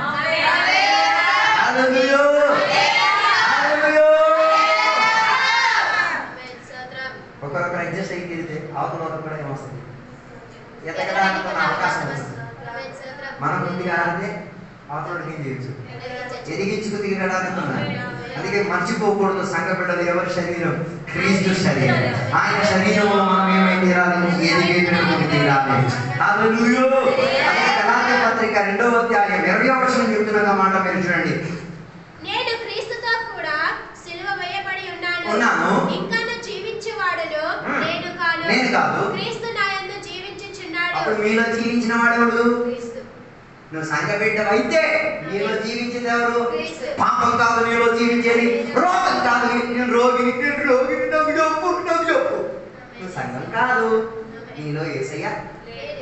అందుకే యేసయ్య నువ్వు తలుచుకోవట్లేదు, యేసయ్య నాలో జీవితాన్ని చెప్పట్లేదు. రోగం ఉండొచ్చు, జ్ఞాన వ్యాధులు ఉండొచ్చు, ఎవరికి చెప్పలేని బాధలు ఉండొచ్చు, కానీ లోన ఎవరు జీవిస్తున్నారు? క్రీస్తు జీవిస్తున్నారు. అలాగైతే నువ్వు సంఘమే. నువ్వు చెప్పాలి, ఏమని చెప్పాలి? నేను రోగైతే ఏమే? క్రీస్తు నాలో జీవిస్తున్నాడు. క్రీస్తు సిలువ వేయబడ్డాడు, క్రీస్తు మరణించాడైతే నాలో జీవించేది ఎవరు? యేసుక్రీస్తు. చెప్పాలి మనం. నేను రోగి అంటే భోగి అవుతాను. రోగి అంటే నేను భోగి అవుతాను. భోగి అంటే నేను అప్పుడు కూర్చిపెడతాను. మనం రోగి కాదు, నాలో ఎవరు నివసించారు? హల్లెలూయా. మంచి ఉంటాను. మా అమ్మ విపరీతంగా ఆయాసం ఉన్న ఆరాధనకూడదు, క్రీస్తు నాలో జీవించింది. నేను క్రీస్తుకి పొందున్నా, నేను క్రీస్తు కూడా పని చేస్తాను. ఎంతమంది వచ్చినా అంతమందికి వంట వండినా ఇటు ఇలా మా మెడిసిన్ తీసుకుంటున్నా ఆయన బయటికి చెప్పుకోకుండా ఏం చేస్తుంది? నేను ఆ పని చేసే తీరాలి. జీవించిన వాడు క్రీస్తే నాలో క్రీస్తు నాలో జీవించుకు తీరితే, ఆ విషయం గురించి నాకు అవగాహన ఉండి తీరితే మిగతా ఏ విషయం గురించి నాకేం ఉండి తీరుతుంది? చెప్పిన బతికితే క్రీస్తు బతకడానికి అవకాశం ఇచ్చాడు. క్రీస్తు కోసం అలాగే తీరితే యేసయ్య నీలో బతికి తీరితే నీ అవయవాలన్నీ కూడా దేవునికి అప్పగించింది. క్రీస్తు నీలో బతికి తీరితే నీ వృత్తి,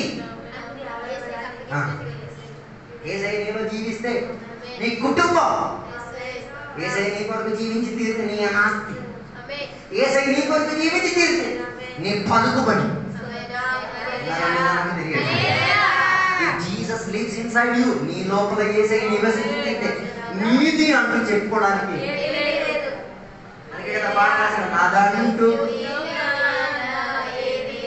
ఏదైనా ఉంటే ఆయన ఇచ్చింది చెప్పగలిగి. అలాగే తీర్చి కాలంలో దేవుని యొక్క సంఘటనలు చెప్పి తీరాలి. రోగైనా, అప్పులు పాలైనా, ఏమి లేని దౌర్భాగ్య స్థితిగతి అయినా, ఎవరు లేని ఒంటరితనమైనా ఏం చెప్పుకోలే, క్రీస్తు నాలో జీవించుంది. క్రీస్తులో నేను జీవితుడై ఉన్నాను. నాలో బతికేది యేసయ్యే. నా లోపల నుంచి యేసయ్య బతికి జీవించుంది. నేను రోగి కావచ్చు, నేను మానసిక ఒత్తిడిలో ఉండి తీరచ్చు, నేను అప్పులు పాలై ఉండి తీరచ్చు, కానీ నా లోపల జీవించిన వాడు ఎవరు? క్రీస్తే.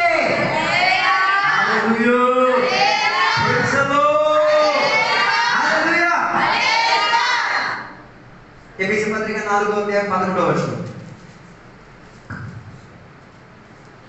మనమందరము విశ్వాస విషయంలోను దేవుని కుమారుని కూర్చిన జ్ఞాన విషయంలోను ఏకత్వం పొంది సంపూర్ణ పురుషులకు వరకు, అనగా క్రీస్తునకు కలిగిన సంపూర్ణతకు సమానమైన సంపూర్ణత కలవరగు వరకు ఆయన ఇలాగ నియమించెను. పరిశుద్ధులు సంపూర్ణులగునట్లు క్రీస్తు శరీరము క్షేమాభివృద్ధి చెందుటకును పరిచర్య ధర్మము జరిగించుటకును ఆయన కొందరికి అపోస్తలుగాను, కొందరికి ప్రవక్తలుగాను, కొందరికి సువార్తికులుగాను, కొందరికి కాపరులుగాను, ఉపదేశకులుగాను నియమించెను. అందువలన మనం ఇక మీదట పసిపిల్లలమై ఉండి మనుషుల మాయోప్యముల చేత వాంఛనతోను తప్పు మార్గములకు లాగు కుయుక్తితోను గాలికి కొట్టుకుని పోవునట్లు కల్పింపబడిన ప్రతి ఉపదేశమును ఇటు అటు కొట్టుకుని పోవచ్చు అలల చేత ఎగరగొట్టబడిన వారమై ఉండకుండా ప్రేమ కలిగి సత్యము చెప్పుట, క్రీస్తు వలె ఉండుటకు మనం అన్ని విషయంలో ఎదుగుదుము. అక్కడ చదివిన వాక్య భాగంలో సంఘంలో 5 రీతి కలిగిన పరిచారకులు ఉన్నారు. ఎవరెవరు? అపోస్తలులు, ప్రవక్తలు, సువార్తికులు, కాపరులు, ఉపదేశకులు 5 కేటగిరీలు ఉన్నారు. ఓకే, ఈ 5 భిన్నగా ఉండడం కాదు, 5 ఒకే రీతిగా ఉంది రావాలి. అప్పుడు ఈ 5లో ఏదో ఒక పరిచయం నీకు ఉంటుంది.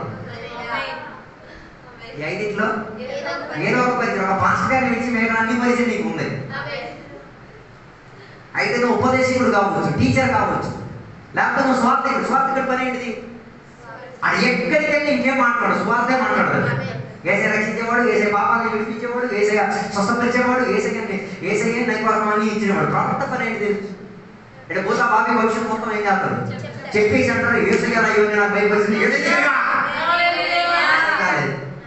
స్వార్థకుడు పని ఏంటిది? స్వార్థ చెప్పేసి ఇక్కడికి తీసుకురావాలి, సంఘానికి తీసుకురావాలి. ప్రవచనం చెప్పి ఎక్కడ తీసుకురావాలి? సంఘానికి తీసుకురావాలి. మీకు టీచర్ పొజిషన్ దేవుడు ఇచ్చారు. సండే స్కూల్ నేర్పించండి. సండే స్కూల్ చెప్పి పిల్లలు ఎక్కడికి తీసుకురావాలి? అపోస్తలుల పని ఏంటిది? అపోస్తలుల ద్వారా దేవుడు ఏం చేస్తాడు? మహా అద్భుతాలు, సూతక్రియలు అన్ని చేస్తారు. హలో, ఆ చేసిన మళ్ళా ప్రజలు ఎక్కడికి రావాలి? ఎందుకు? ఇంటర్ కనెక్ట్ అయితే అర్థం కాలేదు. చివరికి పాస్టర్ గారు మీ సాని పాస్టర్ గారు ఆయన చేసుకున్నారు, మనం చేసుకోవడానికి వెళ్ళకూడదు. అర్థం కాదు. ఈరోజు పక్కటి గారు నువ్వే ప్రశ్నించు. ఏ కేటగిరీలో నువ్వు ఉన్నావు? స్వార్థకుడువా? అపోస్తలుడువా? ఉపదేశకుడువా? ప్రవక్తవా? ఏ పరిచర్యలో నువ్వు సంఘానికి ఇంటర్ కనెక్ట్ అయి ఉన్నావు?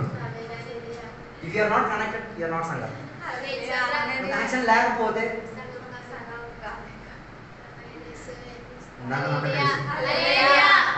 అయిపోయింది. హలో, అక్కడ చెప్పిన మాట 16 రోజులు ఒక్కసారి చదవండి. ఆయన శిరస్సై ఉన్నాడు, ఆయన నుండి సర్వ శరీరము చక్కగా అమర్చబడి తనలోనున్న ప్రతి అవయవము తన పరిమాణము చొప్పున పనిచేయుచుండగా పరిమాణము చొప్పున పని చేస్తూ ఉండగా ప్రతి కీలు వలన కలిగిన బలము చేత అతుకబడి ప్రేమయందు తనకు క్షేమాభివృద్ధి కలుగును. అక్కడ ఒక మాట కూడా దాని 11వ వచనంలో చెప్తున్నది కదా, ఈయన ఆత్మిక పురుషుడా, మెచ్యూర్ మ్యాన్, సంపూర్ణ పురుషుడు. yes. హలో, ఎందుకు దేవుడు ఆ ఎదుగుదలను మనకి ఇచ్చారు? సంపూర్ణ పురుషుడు అవ్వడానికి. ఏమవడానికి? మెచ్యూర్ అవ్వడానికి, మెచ్యూర్ పరిపక్వత రావడానికి. పరిపక్వత వచ్చినోడికి పెద్ద సమస్య ఉండదు. పరిపక్వత రానుడి చిన్న విషయానికి ఏమైపోతుంది? దాని అర్థం పరిస్థితులు. అంటే మన దేశంలో ఒక మాట ఉంది కదా, పురుషులకు ఏం రాదు, నొప్పి రాదు. పురుషులు ఏం చేయరు, ఏడవ. ఎందుకు? వాళ్ళు మెచ్యూర్గా ఉన్నారు, వాళ్ళకి ఏడుపు రాదు. వస్తుంది బాత్రూమ్ మీద చూడండి, కుక్కలా ఏడుతుంటాడు, సవర వేసుకొని కూత ఏడుతుంటాడు. ఎవరికి చెప్పడు కానీ ఆ ఏడుపు ఆయన ఏడు. అని ఎంత కొట్టినా, ఎంత వేదన పెట్టిన వేదన ఉంటుంది, నొప్పి. దాన్ని ఏం చేస్తాడు? కానీ మెచ్యూరిటీ ఉన్నాడు కాబట్టి, పరిపక్వత ఉన్నాడు కాబట్టి. హల్లెలూయా. అందుకే సంఘం మీదకి ఎన్ని దాడులు వచ్చినా సంఘం ఏమయ్యేది కాదు, పాడైపోయేది కాదు. అపోస్తలుల క్రియలో సంఘ బిడ్డల పైన ఏమొచ్చింది? చిత్రహింస వచ్చింది. సంఘ బిడ్డలు ఒక్కొక్కరు ప్రైజులు చెప్పడానికి కూడా అవకాశం లేదు. ఎవరెవరు సంచి దొరికిందో పారిపోయినప్పుడు ఏం చేశారు సార్? మీరు మాకు ఇక్కడి నుంచి గుంపు నుంచి పాల్గొట్టేశారు కదా. నేను ఇప్పుడు ఇటలీలో ఒక సంఘం స్థాపించాడు, రష్యాకి వెళ్ళి రష్యాలో ఒక సంఘం స్థాపించాడు, ఆఫ్రికాలో ఒక సంఘం వెళ్ళింది ఈ సంఘం నుంచే.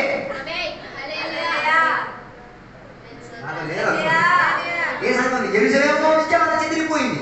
వెళ్ళిన ప్రాంతంలో వాళ్ళందరూ ఏం చేస్తున్నారు? మళ్ళీ ఎవరితో కలిసి ఉన్నారు? ఈ యెరూషలేము మన సంఘంతో కలిసి ఉన్నారు. దేవుడు సేవా పరిచయం 5 భిన్నతలు దేవుడు ఇచ్చారు. ఎన్ని ఏమై తీరడానికి? కలిసి తీరడానికి. సువార్తికుడు ఏం చేయాలి? సువార్త చెప్పేదేవా, ప్రవక్త అయితే ప్రవచనాలు చెప్పి మనుషులు తీసుకురావాలి. అపోస్తలుడు అద్భుతాలు, సూత్రాలు చెప్పి మనుషులు తీసుకురావాలి. నిన్ను దేవుడు ఏ పనిలో నిలబెట్టాడు, ఆ పని తగ్గట్టుగా నిలబడి ఎక్కడికి, ఏ సంఘం అక్కడికి రావాలి. Report give your reports. ఏ రిపోర్ట్స్? ఏ ప్రయాసపడ్డ రిపోర్ట్స్. దానికోసం సాక్ష్యాలు ఇక్కడ పెట్టింది. మన సాక్ష్యాలన్నీ ఏం చెప్పడానికి? మనల్ని గ్లోరిఫై చేయడానికి. నేను అలా చేశాను, ఇలా చేశాను, నేను చేశాను అన్న కాదు, దేవుడు నాకు అలా చేయించాలని మాటలు నేను ముగించాను. జీవించాలనుకుంటున్నారు. దేవుని బిడ్డలారా, పరిపక్వత చెందిన మనిషిగా మారిరా. అలా ఒకరికొకరికి ఏమై ఉండిరా, కనెక్షన్లో ఉండిరా. అందుకే యేసయ్య పరిచర్యకు పంపించండి, ఇద్దరిద్దరిని పంపించారు.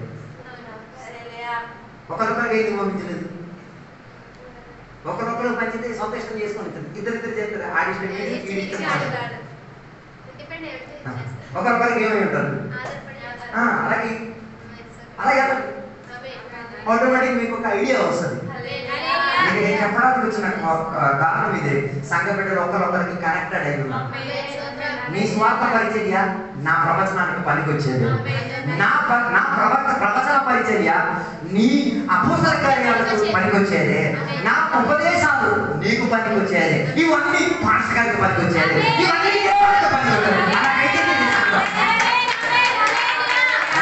కదా. నువ్వు ఏ కేటగిరీలో ఉన్నా ఇంటికాడికి వెళ్ళి కూకొని పరిశోధించి దాని రిపోర్ట్స్ తీసుకెళ్ళి. అందుకే కదా వాళ్ళు చేసిన ప్రతి పనికి యెరూషలేముకు వచ్చి ఏం చేసేవారు, రిపోర్ట్స్ ఇచ్చేవారు. ఎవరికి? పేతురులకు, మిగతా శిష్యులకు ఏం చేశారు, రిపోర్ట్స్ ఇచ్చారు. ఏమని? ఇక్కడ ఎలా జరిగింది, ఇక్కడ అలా జరిగింది, ఇక్కడ ఎలా దేవుడు చేశారు, అక్కడ ఎలా దేవుడు చేశారు, ఇక్కడ దేవుడు కాదు, ఇక్కడ సంగతి స్థాపించబడింది. రిపోర్ట్స్ చెప్పడం వలన ఆ రిపోర్ట్స్ కి తగ్గట్టుగా దేవుడికి ధ్యానపరచుకున్నారు. దేవుడు మనం కూడా ఈ రీతిగా ఒకే ఐక్యతలో ఉండడానికి ప్రయత్నం చేద్దాం. అలాగైతే ఈ పట్టణం మనకైపోద్ది, ఈ దేశం మనకైపోద్ది, ఈ సమాజం మనకు సమానంగా మారింది, అందరూ సంఘ బిడ్డలుగా మారింది.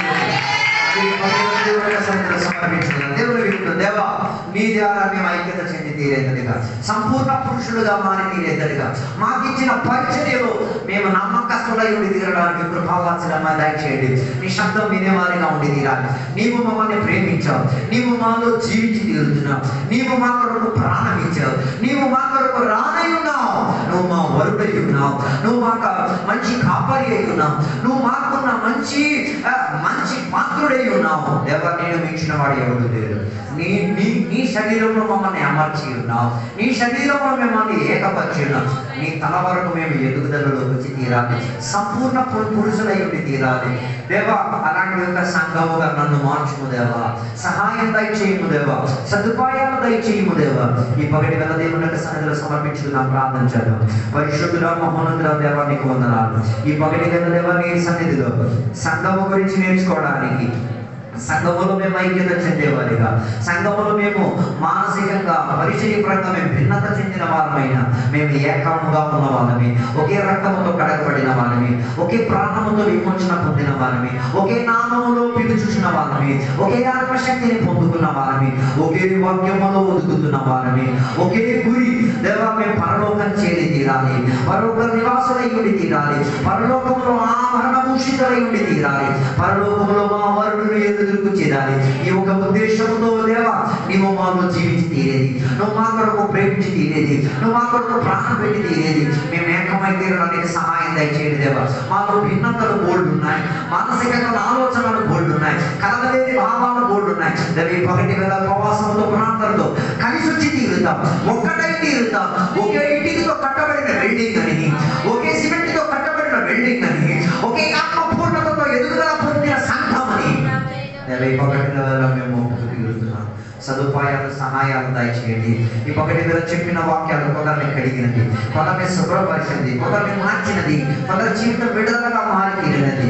సహాయం దయచేయండి. మేమందరం కూడా మా ఇళ్ళలోకి, మా కుటుంబంలోకి, మా పనుల్లోకి తిరిగి వెళ్తున్నాం. సహాయం దయచేయండి. అదే రీతిగా మేము ప్రార్థన చేసిన సకల విషయంలో నీ అద్భుతాలు, సూచనలు జరిగి తీరుగా సహాయం దయచేయండి. రాబోయే రోజున కూడికలను కూడా దీవించండి. దీవెనలతో నింపినందుకు స్తోత్రం, సహాయపరిచినందుకు స్తోత్రం. యేసు నామములో అడిగి వేడుకున్న పరమ తండ్రి, ఆమేన్. తండ్రి యొక్క కుమారుడు పరిశుద్ధాత్మల సహవాసం ఇప్పుడు వెళ్ళప్పుడు ఇక్కడ కూర్చున్న భక్తులతో దేవా, నీ రెండు రాకడ వరకు తోడైందును గాక. యేసు రక్తమే జయం, యేసే వాక్యమే జయం, యేసే నామమే సంపూర్ణం కలుగును గాక. గట్టి శబ్దంతో 3 సార్లు హల్లెలూయా చెప్తామా? హల్లెలూయా, హల్లెలూయా. మారానాథ, యేసయ్య త్వరగా రమ్ము. చెప్పలేదు, మారానాథ, యేసయ్య త్వరగా రమ్ము. దేవుడి అందరిని దీవించును గాక.